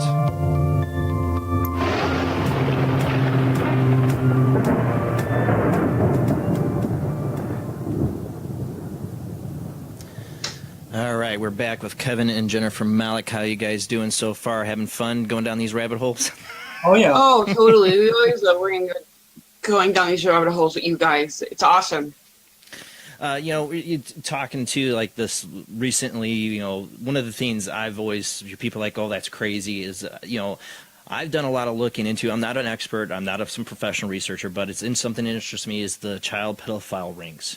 There are sex slave rings in this country. To me, the most evil.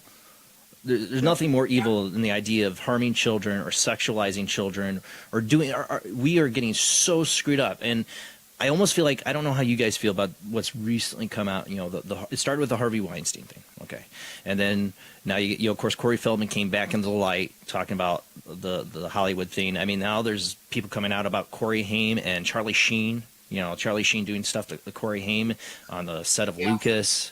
Horrible. I read that article and the story coming from friends of Corey Haim who told this incident what happened. It traumatized me to read it. That one. Oh yeah. Go look that up.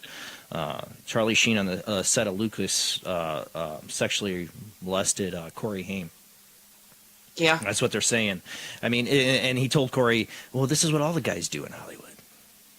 I mean, he grew up, a family of Hollywood. You wonder. It's screwed up. And I'm sorry, people, you don't like listening to this stuff. I get it. I don't like the idea that children are being harmed. If you don't believe it, fine. But there's a lot of evidence. There's a lot of stuff coming out. It's like suddenly people after the Harvey Weinstein thing are like, I'm safe. I can come out and talk about it without being totally destroyed or killed and talk about it. You wonder what more is going to come and when more people are going to come out. The Kevin Spacey thing. I'm sorry.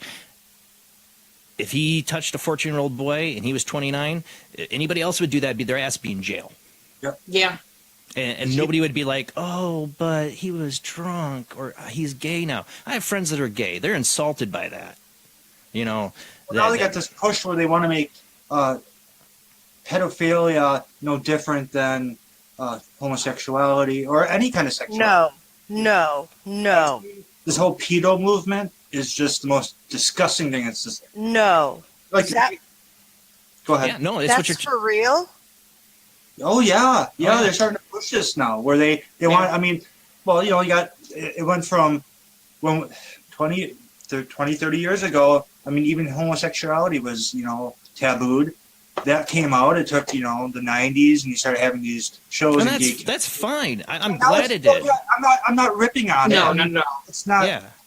All I'm saying though, is that it went from that to, this transgender thing is, and then now we need special bathrooms, and now they want to have like genderless and. But where does abusing children? It's like so it becomes sexual preference, just like we have a religion. No. We don't have there's nothing in our Constitution that talks about sexual preference. As far as like we have freedom of religion, but it doesn't say we have freedom of, and it's not mentioned. It's not discussed. So the question is, with all the stuff on TV and social media and Hollywood pushing this horrible stuff all the time to the point where everyone's numb and dead to it, and it becomes Desensitized. normal, and then that's when, so at what point, what will it take for people to stand up? I think this whole Brexit thing with Trump was amazing, just absolutely amazing. The fact that you had the world government and all the big money focused on one goal, and yet because they were so corrupt, people said it was too corrupt, and they said we're not having it. Well, this is what I gotta say on it. Okay, so I don't care. For me, people can live. I'm a libertarian at heart. I believe the government should stay the F out of my lives. But there's a line to draw. There is a line to draw. Two men or two women want to get married. I'm good with that. I believe people should have a right to marry whoever the heck they want. The government should stay the hell out of it. I'm fine with that. That's where that's where I stopped watching Alex Jones for a while, because he's trying to call it some New World Order conspiracy. I can see what he's trying to get at with it, but I'm like, screw you, dude. This is something that needs to happen. In my opinion, I have friends that are gay that got married with this. It was a great thing. I went to a number of gay weddings. I love it. Well, at least that's two consensual adults. Right, exactly. That's where the line is drawn. Yeah. Children are not consensual. Children are off freaking limits. They're still developing. Yeah. I am just, as a child developed, oh my God, I am just very upset to hear that. But this is something that's been going on for thousands of years, not just a couple hundred.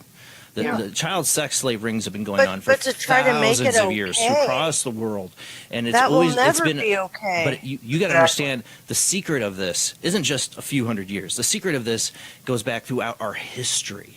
Okay, is deep within our history. I always liked the Anne Rice novels with the vampires and stuff, because she didn't ignore it. She went right with it. The vampires were involved in this kind of stuff, and she went right into the deep history. I always loved her because she went right into the deep history that there was men having sex with boys back in our ancient times. That this was going on. She wasn't. It was and so this kind of secret society is a secret society of pedophilia.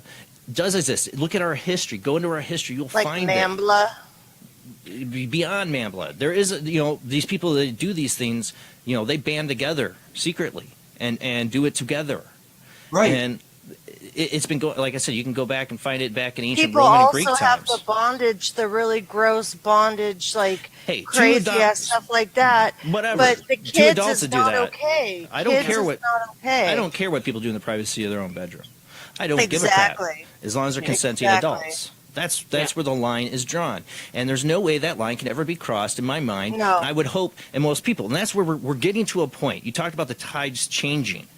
That's one of the points where people are going to just say no, and the other point is when people start getting feeling like my government's no longer looking out for my job, or my money, or the economy.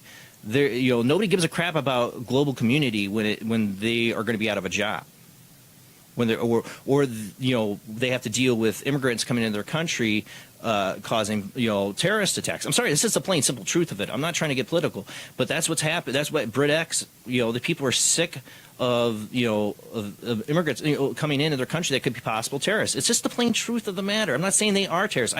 I know many immigrants that come to this country. I want immigrants to be able to come to this country, but there's got to be some kind of control of it, and we have to watch it closely, and it's not racist. Regulated. It's not trying to be racist. It's just a simple fact of the matter. There's other people out there that want to see other countries suffer, and they want to come here and do it and make us suffer, out of whatever crazy reason they have in their head. So we do have to be careful of it. And when your government just ignores it and just tells you you're a racist for trying to question them letting a bunch of immigrants come in your country, people get sick of it. And there's a backlash that's going to come. And that's what Brexit was. That's what Trump was. I mean, even Michael Moore said, people are going to vote for Trump. And it's going to be a big FU. He's not a Trump supporter. He's telling it like it is. He's like, you have not listened to your constituents. You have not listened to them, on both sides, Democrat and Republican. You have not listened to the people and their issues. That's why Bernie Sanders was so popular for so long, because don't agree with him on a lot of stuff, but he was talking about a lot of issues people care about. Offering things I don't think he could give, but he was at least talking about it. Hillary Clinton was the typical politician that would try to escape any of those conversations. People are sick. You're seeing people sick of hearing the same crap from their media, hearing the same crap from their politicians, feel like nobody's really looking out for us. So you're going to get people like Trump. You're going to get people like Sanders. They're going to get these kind of movements going. And I don't think the powers that be like it. They're seeing their control slip through their fingers. If you look at history and history for antiquity, you'll see that anytime we learn about a society that degrades to the point where morality is out the window, it seems like the society comes to an end abruptly. I mean, like you say, like, geez, if I open up the Bible, within the first couple pages, bam, Sodom and Gomorrah, you're right there. If the people get too corrupt or whatever, or just effed, right? Yeah. If karma and everything else doesn't destroy them, God just may, because it's that bad. It's that. I mean, it's honestly, like God doesn't have to do nothing. He can sit back and we'll just watch it happen, because we will destroy that's what I ourselves. figure. I mean, karma. I mean, things. He sets up a universe and it runs by itself. Yeah. Like he set all the laws in play and all this and that, and it just kind of does its thing. And karma's part of that. Until one day it hits the reset button. Until one day you get the reset Right. button. Yeah. Well, I'm just saying, like, okay, even not biblically, even like with Rome or Greece, they were also countries, or I should say superpowers, that we hear that their senators would and they would marry. There was incense going on. There was like I said, look back in your history. All this different stuff, and then bam, it falls from within. The inner structure gets so weak and so twisted and just not. It's not strong. It's not whole, and it can't sustain. And other, we do have a caller on the line that I know would definitely add to this conversation. How you doing tonight, Zach? Yay! I'm doing pretty good, Jason. Hey, Jamie. Hey, Rob. How's everybody doing? I was wondering, when is Zach going to call in? Because I know all these subjects he has something to say about. Oh, I can pretty much go down that rabbit hole with you, man. But I'll just try to keep it just to 2 questions. I promise to keep them as short as possible. Okay. Hey, Jennifer. Hey, Kevin. It's good to see you guys again. How are you doing? Hey, how are you, Zach? Doing pretty good. I just want to go back really quick to the topic about fire. Want to jump back to that really quick. I do have a 2-part question. Are there certain kind of spirits that can be able to generate fire? And if so, like, how much energy or what kind of energy do they need to take in order to generate a spark to start a fire? Well, demons have the energy to start a fire. Human spirits need. They say human spirits are much weaker, or ghosts, I should say, or specifically ghosts are weaker. Like but they say like demons don't need to draw energy from sources; they just have it, and they can do that. Does that mean that? I don't know. That's a good question. I've seen evidence of it. We just investigated the case, and they had bales of hay, right, that they had loaded into their farm. And when they were taking the bales of hay out, one of the bales that was in the middle that they loaded and noticed, okay, it had burned this cross in it, okay? And it's like, that. The thing was, we loaded that, nobody noticed it, How does something like that happen, and what caused that, and why? I mean, whether it was supernatural or even natural, why would you do something like that? It just doesn't make sense. But anyways, be that as it may, the question was that supernatural? Was that like, demonic or whatever, or holy or whatever? Just supernatural, I should say. In this case, it was demonic. But I was going to say real quick too on that. I have to answer on that a little bit. I had one case where I saw the evidence. After the house had been abandoned for 2 years, they had the interview I got before I got to go to the house from the people that lived there. Left one night in the middle of the night. I mean, they left everything. They never really went back to get their stuff, TVs, furniture, clothes. They left everything because they had these little spontaneous fires that would suddenly pop out of nowhere. They had all this paranormal activity, and one night in the kitchen, like something got flown across the room, and then right on the kitchen counter, this flame just shot up. They left and never came back. I saw the burn damage. There was no way there was anything electrical there. There didn't seem like a chemical burn. It's just like a fire just took up right there in that spot. Weirdest thing. We don't know what causes spontaneous combustion yet either. True. That's another interesting rabbit hole to go down to. Oh, yeah. Exactly what I was just going to say. All right. Zach, what's your other question? Well, my other question is going back to the topic that you were just talking about, the Hollywood pedophilia, New World Order, everything else.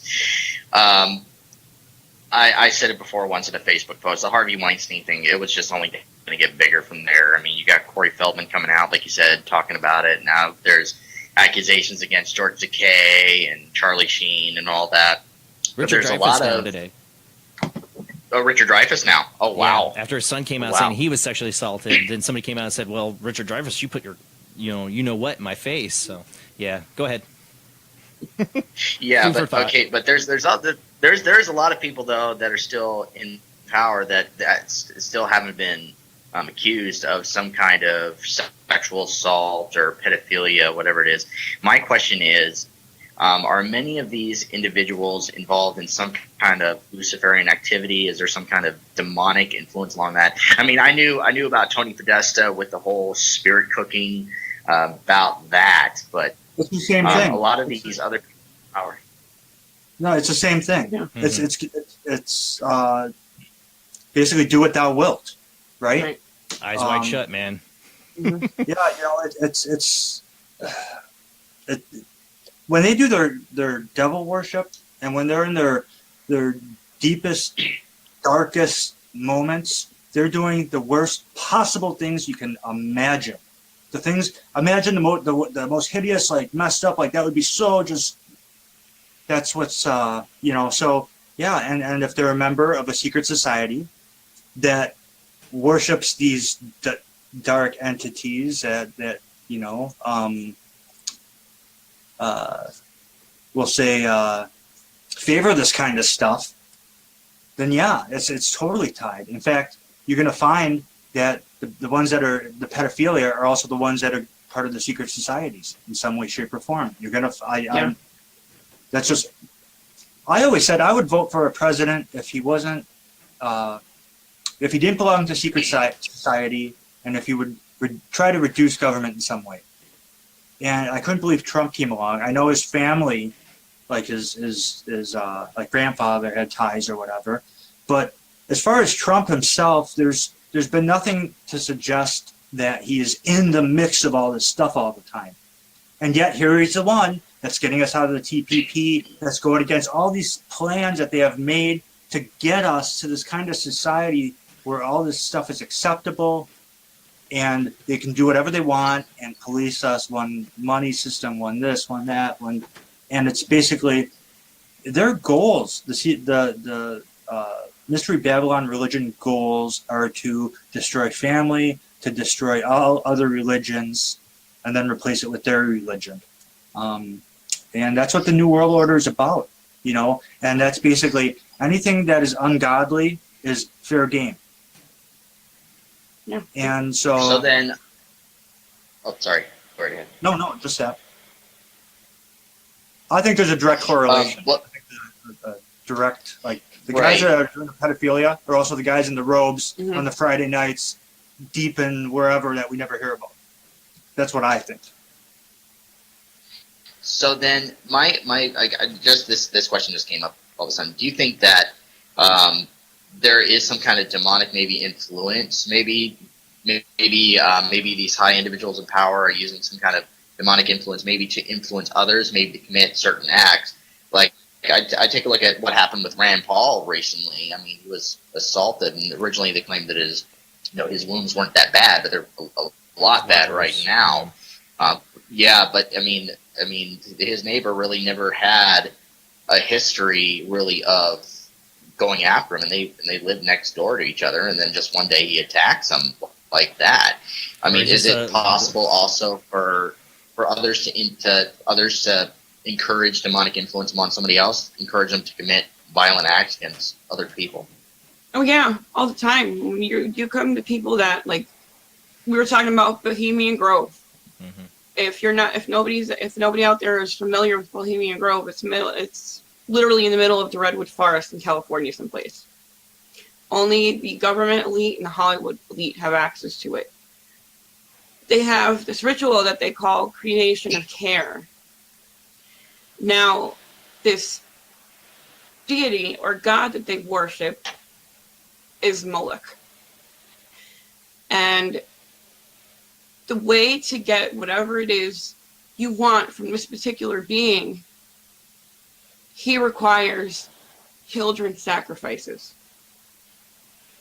And if you watch the video where they show you what it looks like during the day, it's literally a big, huge owl statue with a crematory built right in, with an oven right in the middle of it. And it's also a possibility that these people that dabble in this stuff do pick up demonic attachments, and being demonic, you can influence anybody. You know, demons are said to be in more than one place at one time. So it's a very good possibility. Yeah, you know, we talk about the supernatural, and one of the categories of supernatural is theology, and in theology you get a cult, right? Theology being the study of religions, and every religion has got supernatural stuff going on. You know, I think we're spiritual beings having a human experience, opposed to the other way around. Everything's got power. Words have power. Spelling, spell, right? You see what I'm saying? I mean, there's power in everything, and yeah, I think when people focus and put energy out there, that it's possible that it can manifest in different ways. You know, people try. That's what spell casting is, right?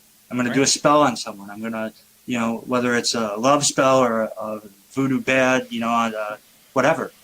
That's just the intent that I can affect them without physically affecting them. And they do this, you know. They just tried something where all these witches got together and they were trying to hurt Trump. I think that he's got divine protection, because it didn't work. And yeah, I think that his God is stronger than their God. So, but does that make any sense? Oh, definitely, man. It does make a lot of sense, and I appreciate both of you for answering my questions. I mean, it's always good talking to you both and just listening to what you have to say. And I can't wait to hear the rest of this conversation, man. This is definitely a topic that I've been interested in for a while now. Well, thank you for that, and that was a really good question. Thank you. We're glad we could answer it. Thanks, Zach. You have a good night. Yeah, you're welcome. Hey, you too, Jason, Jamie, Rob. Have a good night, everybody. Have a good night, Zach. Good night, Zach. Yeah, we watch this show. You know, I would say, like, most of the shows that we get interviewed on, we're not like weekly participants.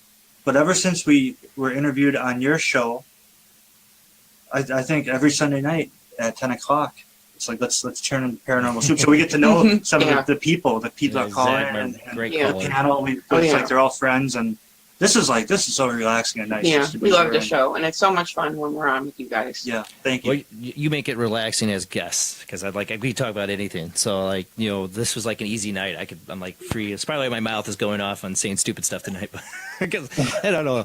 It's like just getting to hang out with friends and get to talk about this stuff that, you know, you can't talk to your coworkers about, you know. It's like having family on every Sunday and just hanging out and getting to talk about the weird. And things are getting weird. Yeah. The only thing we're missing are tinfoil hats. Right. They're imaginary. They're invisible. You know, What freaks me out about go ahead. what freaks me out about the whole, Bohemian Grove and the Pedo Island and all this stuff with Hollywood. These are like big influential people and leaders of our country. And if this stuff is true, what does that say about the leaders of our country? Right. I mean, come on. I mean, when you got Bill Clinton taking like 25 plane rides to this island known as Orgy Island, and the media completely ignores it, and his name's all over the flight manifest for this. I mean, there's journalists have reported this. I mean, heck, there was recently a journalist that was looking in, what was it? She got blown up in her car. I mean, like, the media you have to realize our media is not telling the truth or covering stuff that they are controlled, completely controlled.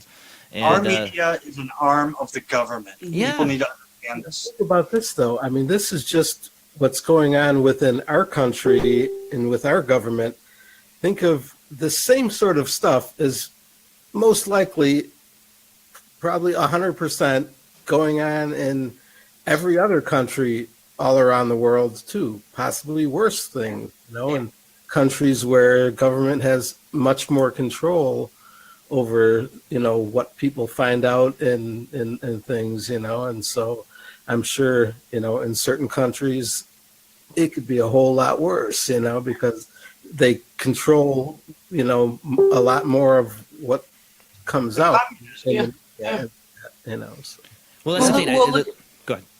Well, look at the Vatican in Rome. Yeah, I I mean, mean, Vatican City, it's literally its own city. There were like high walls around the city. right. The Pope and the people that live in the Vatican don't pay taxes. Everybody else that lives outside of the Vatican pays taxes.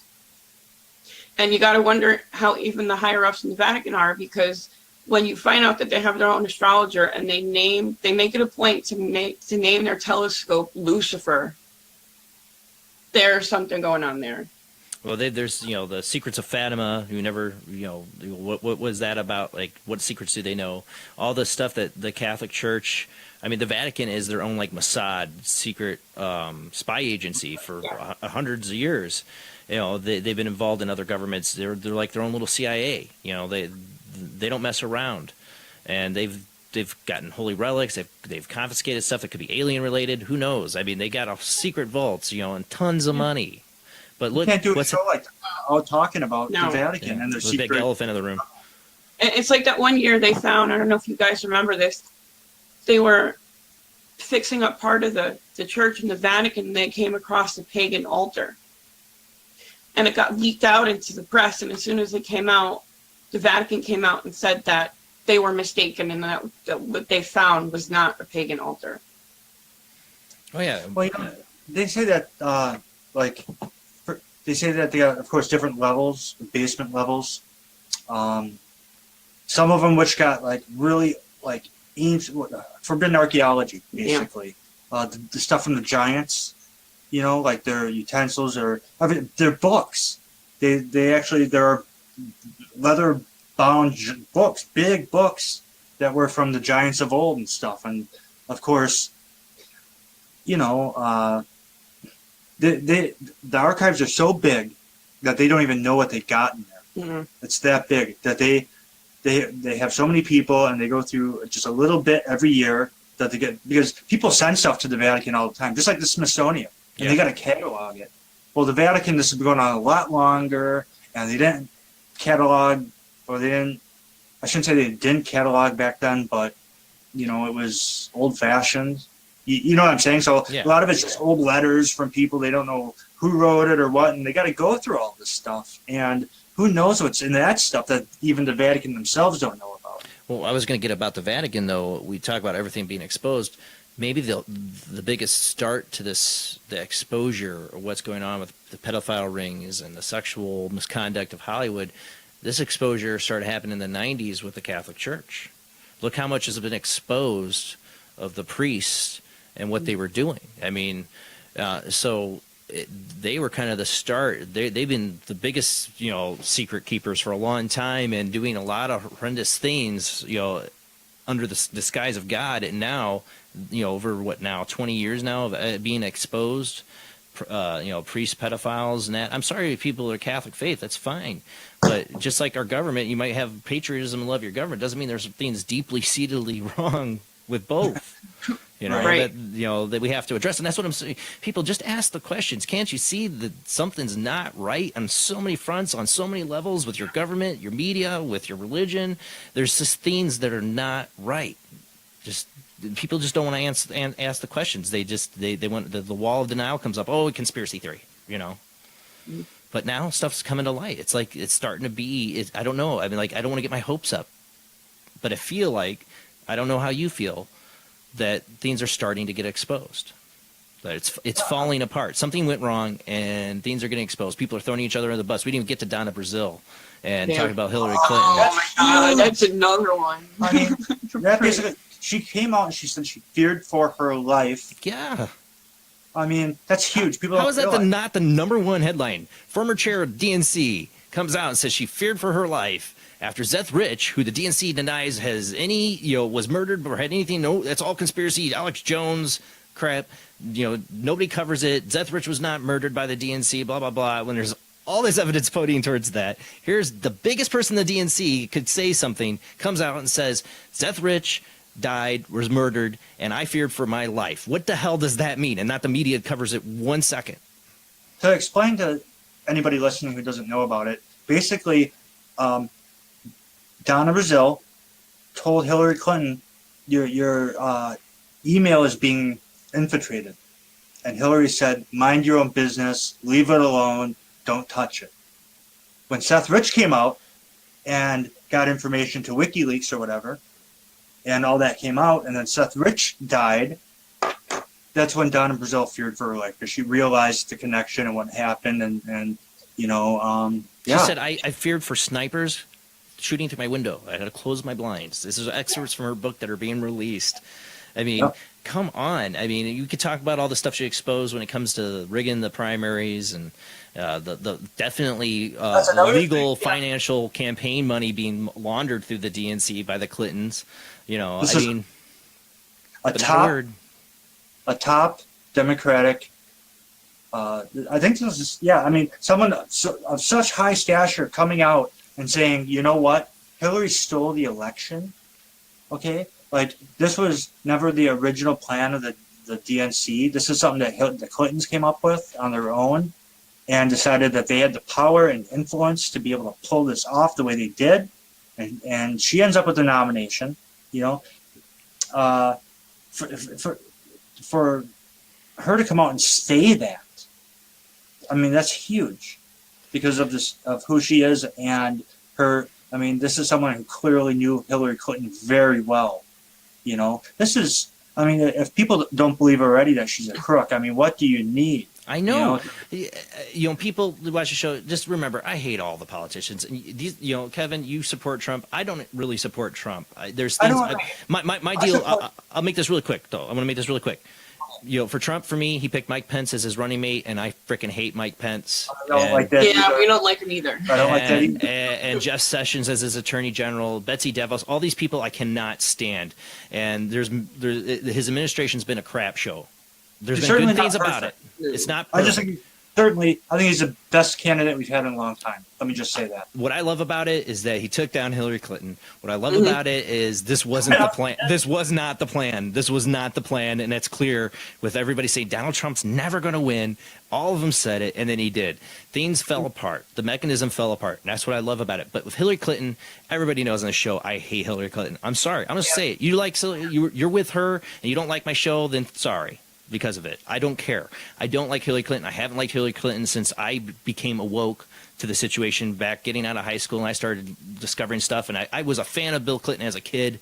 I thought this guy was going to be great. And then when that whole Monica Lewinsky thing happened, I'm like, what the heck is, and then I started learning about the truth and the past. I mean, you want to talk about Harvey Weinstein. I mean, Bill Clinton makes him look like, child's play. Go back. It's all there.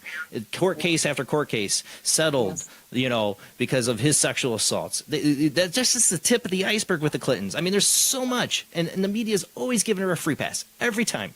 And it drives me nuts. I can't stand it. How does she get a free pass every time? And it's still happening. There's so much dirt. There's so much stuff getting light, and the media still. I mean, yeah, Fox News, of course, is jumping on it. They're going to.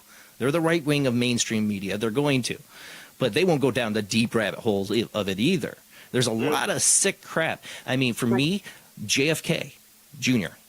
She wants to run for the Senate. Oh, he suddenly dies in a plane accident where the plane somehow blows up in the sky. I'm sorry, it blew up. And Bill Clinton was president. He basically has everything wiped up and cleaned up. The body is, cremated immediately without permission from the Kennedys. You know they had to be pissed. Yeah. You know, there's only one. She was not going to run in Arkansas. She made that very clear. She wanted to run in New York, and there was no way in hell she was going to beat JFK Jr. No way in hell. And then suddenly he dies in a plane explosion. I know. Oh, it's conspiracy theory, and you don't know. You're just talking out your ass. Yeah, I am. But come on, some of these things are so need to be questioned.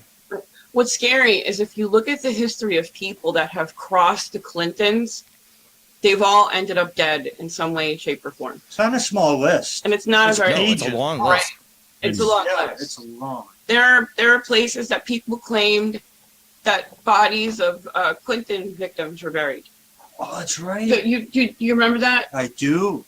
They found, apparently on an old Clinton property from way back before he was president, they found 3 barrels filled with body parts from, I forget the story. I don't want to say it. I can't I've remember. heard of it. I don't know.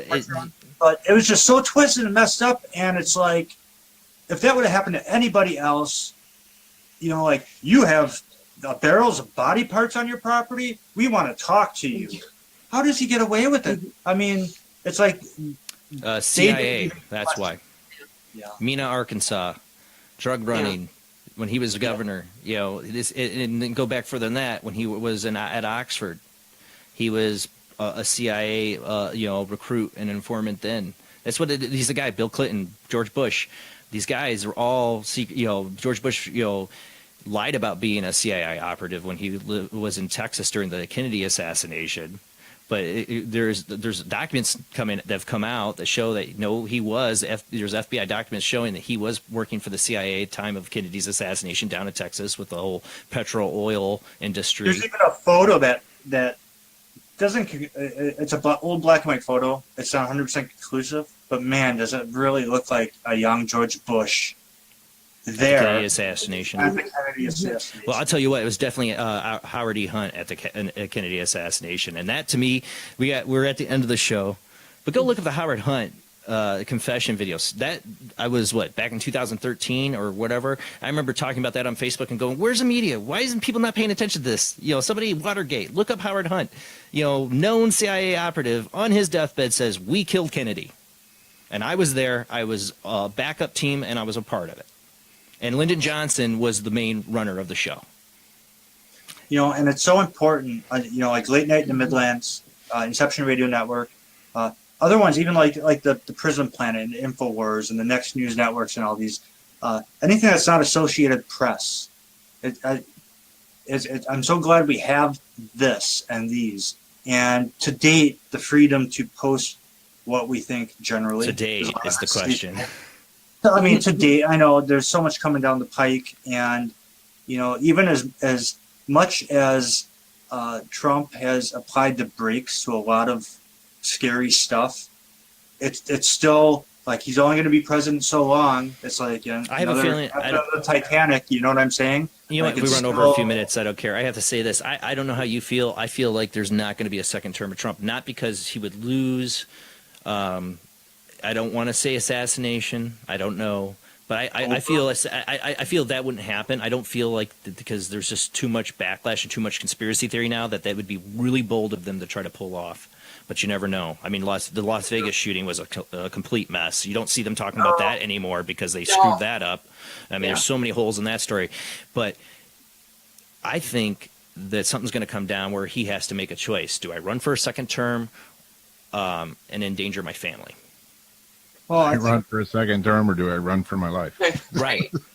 Because I don't think he was a plan. I think he was the orange turd. That's my nickname for him. Sorry. I call him the orange turd compared to the normal brown turd that was Hillary Clinton. And, they thought the orange turd was so disgusting. An orange turd, that's just disgusting. It makes that brown turd look a lot much more better. because we have to sell that crap to people because there's so much crap tied to that big turd there that the orange turd is going to really put people off. They're going to have to vote for the regular turd. I'm calling them turds because I believe everybody in politics is a turd.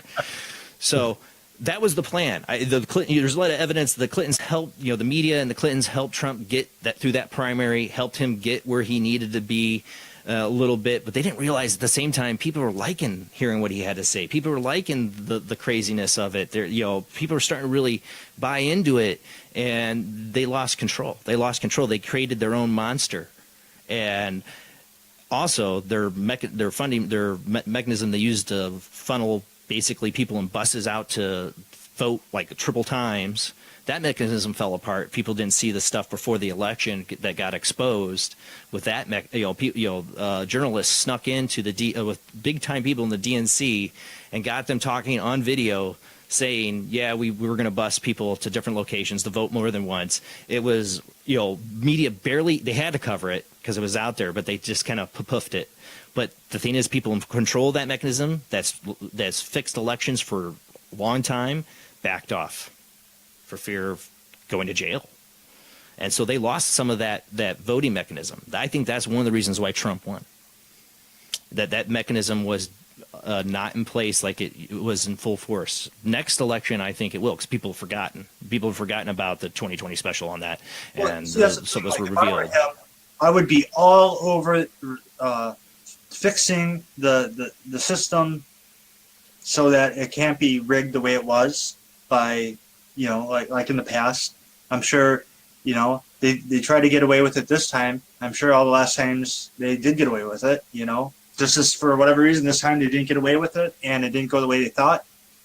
And so as far as he's concerned, I mean, it can happen again, start all over 4 years later. Now he's got to do it all over again.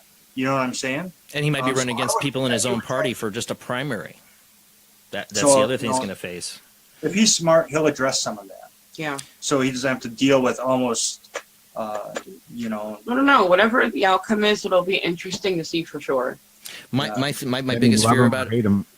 Yeah, as I said, I'm not a big fan of Trump, but I'm not a big fan of Alex Jones, but I'm glad they're there because they're screwing up a lot of people's plans. Yeah, this has been the year of the clown, man. It's been the year of the clown. I tell you what, it's amazing. I never thought I'd see this SHIT show that I'm seeing going on in the world. I mean, it's crazy. And the best part about it, there was a lot of plans going on, a lot of stuff that wanted to happen that's not. But the thing I fear the most, I don't know how you feel about this. I know we're ran over. Oh, well, I think Ira will be fine with it. What fears the most is that, if the Clintons are going down, you got Donna Brazile throwing her under the bus. You got people in the CIA fearing, with the JFK release documents, what they're going to find out about that stuff that we put on. Of course, most of us conspiracy people know about a lot of it, like Project Northwood and Operation Northwood, I should say, stuff like that the CIA doesn't want to talk about. But then you have the pedophile rings and the big people in Hollywood going down. Eventually, there was a backlash against them. Why we have Brit exit and we have Trump winning. There's going to be a backlash from them. They're not going to go down without a fight. And, I saw Vegas as a possible fight back. There's also, look what's going on in Saudi Arabia. How much the people that were arrested in Saudi Arabia recently, I can't say their name, probably even pronounce their names if I could remember them. Some of these big, powerful people in Saudi Arabia being arrested. Okay, that own stock in the MGM resort, the hotels. Yeah. All royalty, right? Yeah, and Trump's visit there, you wonder what information he handed over to them. Said, these are the people in your country screwing you. I got to deal with my problems. You deal with yours. And these people are dying in plane crashes or being arrested. Some very powerful people. They're connected going all the way back to 9/11. There's something's changing. I don't know what it is. I don't know what's happening. I'm just back watching the like I said, the crap show. Something's changing. I don't know if I like it or I do like it. I do like the exposing that's happening and some of the stuff I say, see, I've been saying this for the last year. I've been saying this for the last 3 years. And now the mainstream media is forced to talk about it very begrudgingly. But I've been saying it, Here we go. I think we got to, at the same time, we need to realize that the cat is out of the bag with a lot of this stuff. Just as things aren't taboo like they used to be, the conspiracy theorist thing is really starting to lose its You know, like, in other words, we joke about tinfoil hats and stuff, but I think people are waking up that, you know, a lot of these conspiracies are true. I mean, or at least there's more to them than we're being told. And that, you know, when the media's in on it, the government's in on it, and they're controlling the narrative, the establishment narrative through the secret societies. See, that's the thing. People, it's like, well, they wouldn't do that, right? Like there's no way that They've done it. They've been doing it. They're still doing it. I know. It's The JFK recently, you know, the JFK files that came out. Even one of the things proved there is that the CIA back in the 60s and into the 70s were paying journalists, had journalists on their payroll. A big blow is to the media, though. CNN and MSNBC, probably at the forefront. But up until this election, the general public believed the media in general. And now because of this, okay, and because CNN gambled and lost, and the Associated Press gambled and lost, okay, and the cat's out of the bag. People see it. So now, for the first time, people that would never believe that some of the stuff is going on is like, wow, like, if they were lying about this, what else are they lying about? Or just the fact that, wow, the dots are connected all of a sudden, and I can see the connection now. I can see, you know, people are less, people aren't as gullible. Like in the 50s and 60s, people just believed what the government said, and that was that.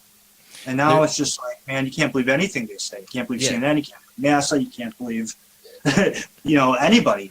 I mean, just nobody. Well, let's say now if you have the people saying fake news, everything's fake news, and there is tons of fake news. There's a ton of fake news in the conspiracy world. There's a ton of fake news, of course, in the mainstream media. There's fake news. You got to watch out what you're reading or doing. And I know I've been fooled by it. Everybody gets fooled by it. But there's real stuff. There's real stuff. They can yell fake news all they want, but it's real.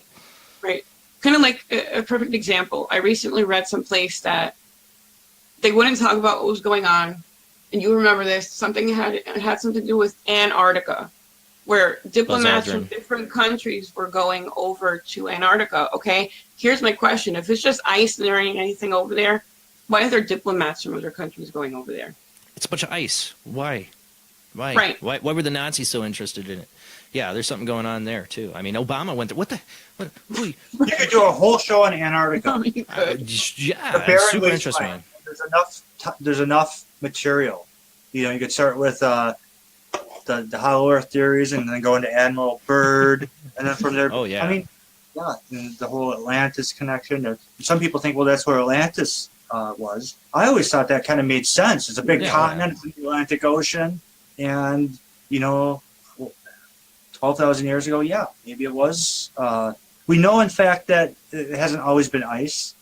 You know, and man, I tell you, some of the mountains are pretty symmetrical. Mm-hmm. Pretty symmetrical. I mean, like pyramid. Yeah. So, and we just pyramids all over the world. For another night. I do need to end it here, though. I got a kid getting up early for school, so I do need to go. I love having you guys on. Man, it goes by too damn quick. Too quick. Yes. Right, Thank you so much. Plug the show for everybody. Make sure we know where and when to listen. Yes. Every Friday night at 10 p.m. Central on Inception Radio Network, which is InceptionRadioNetwork.com. The show is Paraversal Universe, and hope to see you there. Yeah, check it out, guys. I end up always working Friday nights, so I always end up missing it. One of these nights I gotta get on so I can get on your chat room. I haven't even been in there. I've got to listen a couple times, but I'm like doing something at work, closing up. Jamie, really quick. December 1st, we're going to have Jeff Mudgeon on. He's going to speak about his ancestor, H.H. Holmes. Oh, yeah, I watched the show. I tried reaching out to him. He ignored me, lucky bastards. No, but, man, that's cool. I definitely want to. When is it going to be? December 1st. December 1st. I want to listen to that because I did watch that show. I was very interested. I've always been interested. Of course, my wife's like, you're creepy, interested in serial killers. And Jack the Ripper, since I was a kid, I've been totally interested in that. Oh, I definitely got to check this one out. Put a good word in for me. I want to talk to Jeff Mudgett. Because that's so interesting. That's so interesting. He really he made some really good points in that show that I never would have considered about it. So it's definitely interesting. So November or December 1st, definitely we'll check that out. Well, thank you guys. Yes, thank you. Thank you to the Paranormal Soup panel. We definitely got to get you guys again. Go down other different rabbit holes. Always love doing it. Check out their show, guys. Every Friday night, Inception Radio, Paraversal Universe, 10 p.m. Central. And check us out. We'll be back next Sunday. Our guest is David Oman from the Oman House. We're talking about the Marilyn Manson murders and stuff. Yeah, it's my first time having him on. Seems like a really cool dude. I cannot wait to talk about, you've seen him on Ghost Adventures. And just don't ask him about Zach Bagans. He'll rant. Yeah, we might not get into that rabbit hole. I don't know. But then again, I could rant too on it. All right, thanks, guys. See you next Sunday. Same bad time, same bad channel, 10 p.m. Central to midnight, 11 p.m. to 1 a.m. Eastern Time. Listen to us on Late Night in the Midlands Radio Network or watch us on Midwest Paranormal Presents Facebook page. Also, check us out on our archives on Paranormal Soup's YouTube channel. Thanks, everybody, for watching. See you next week. Thanks, everybody. Good night.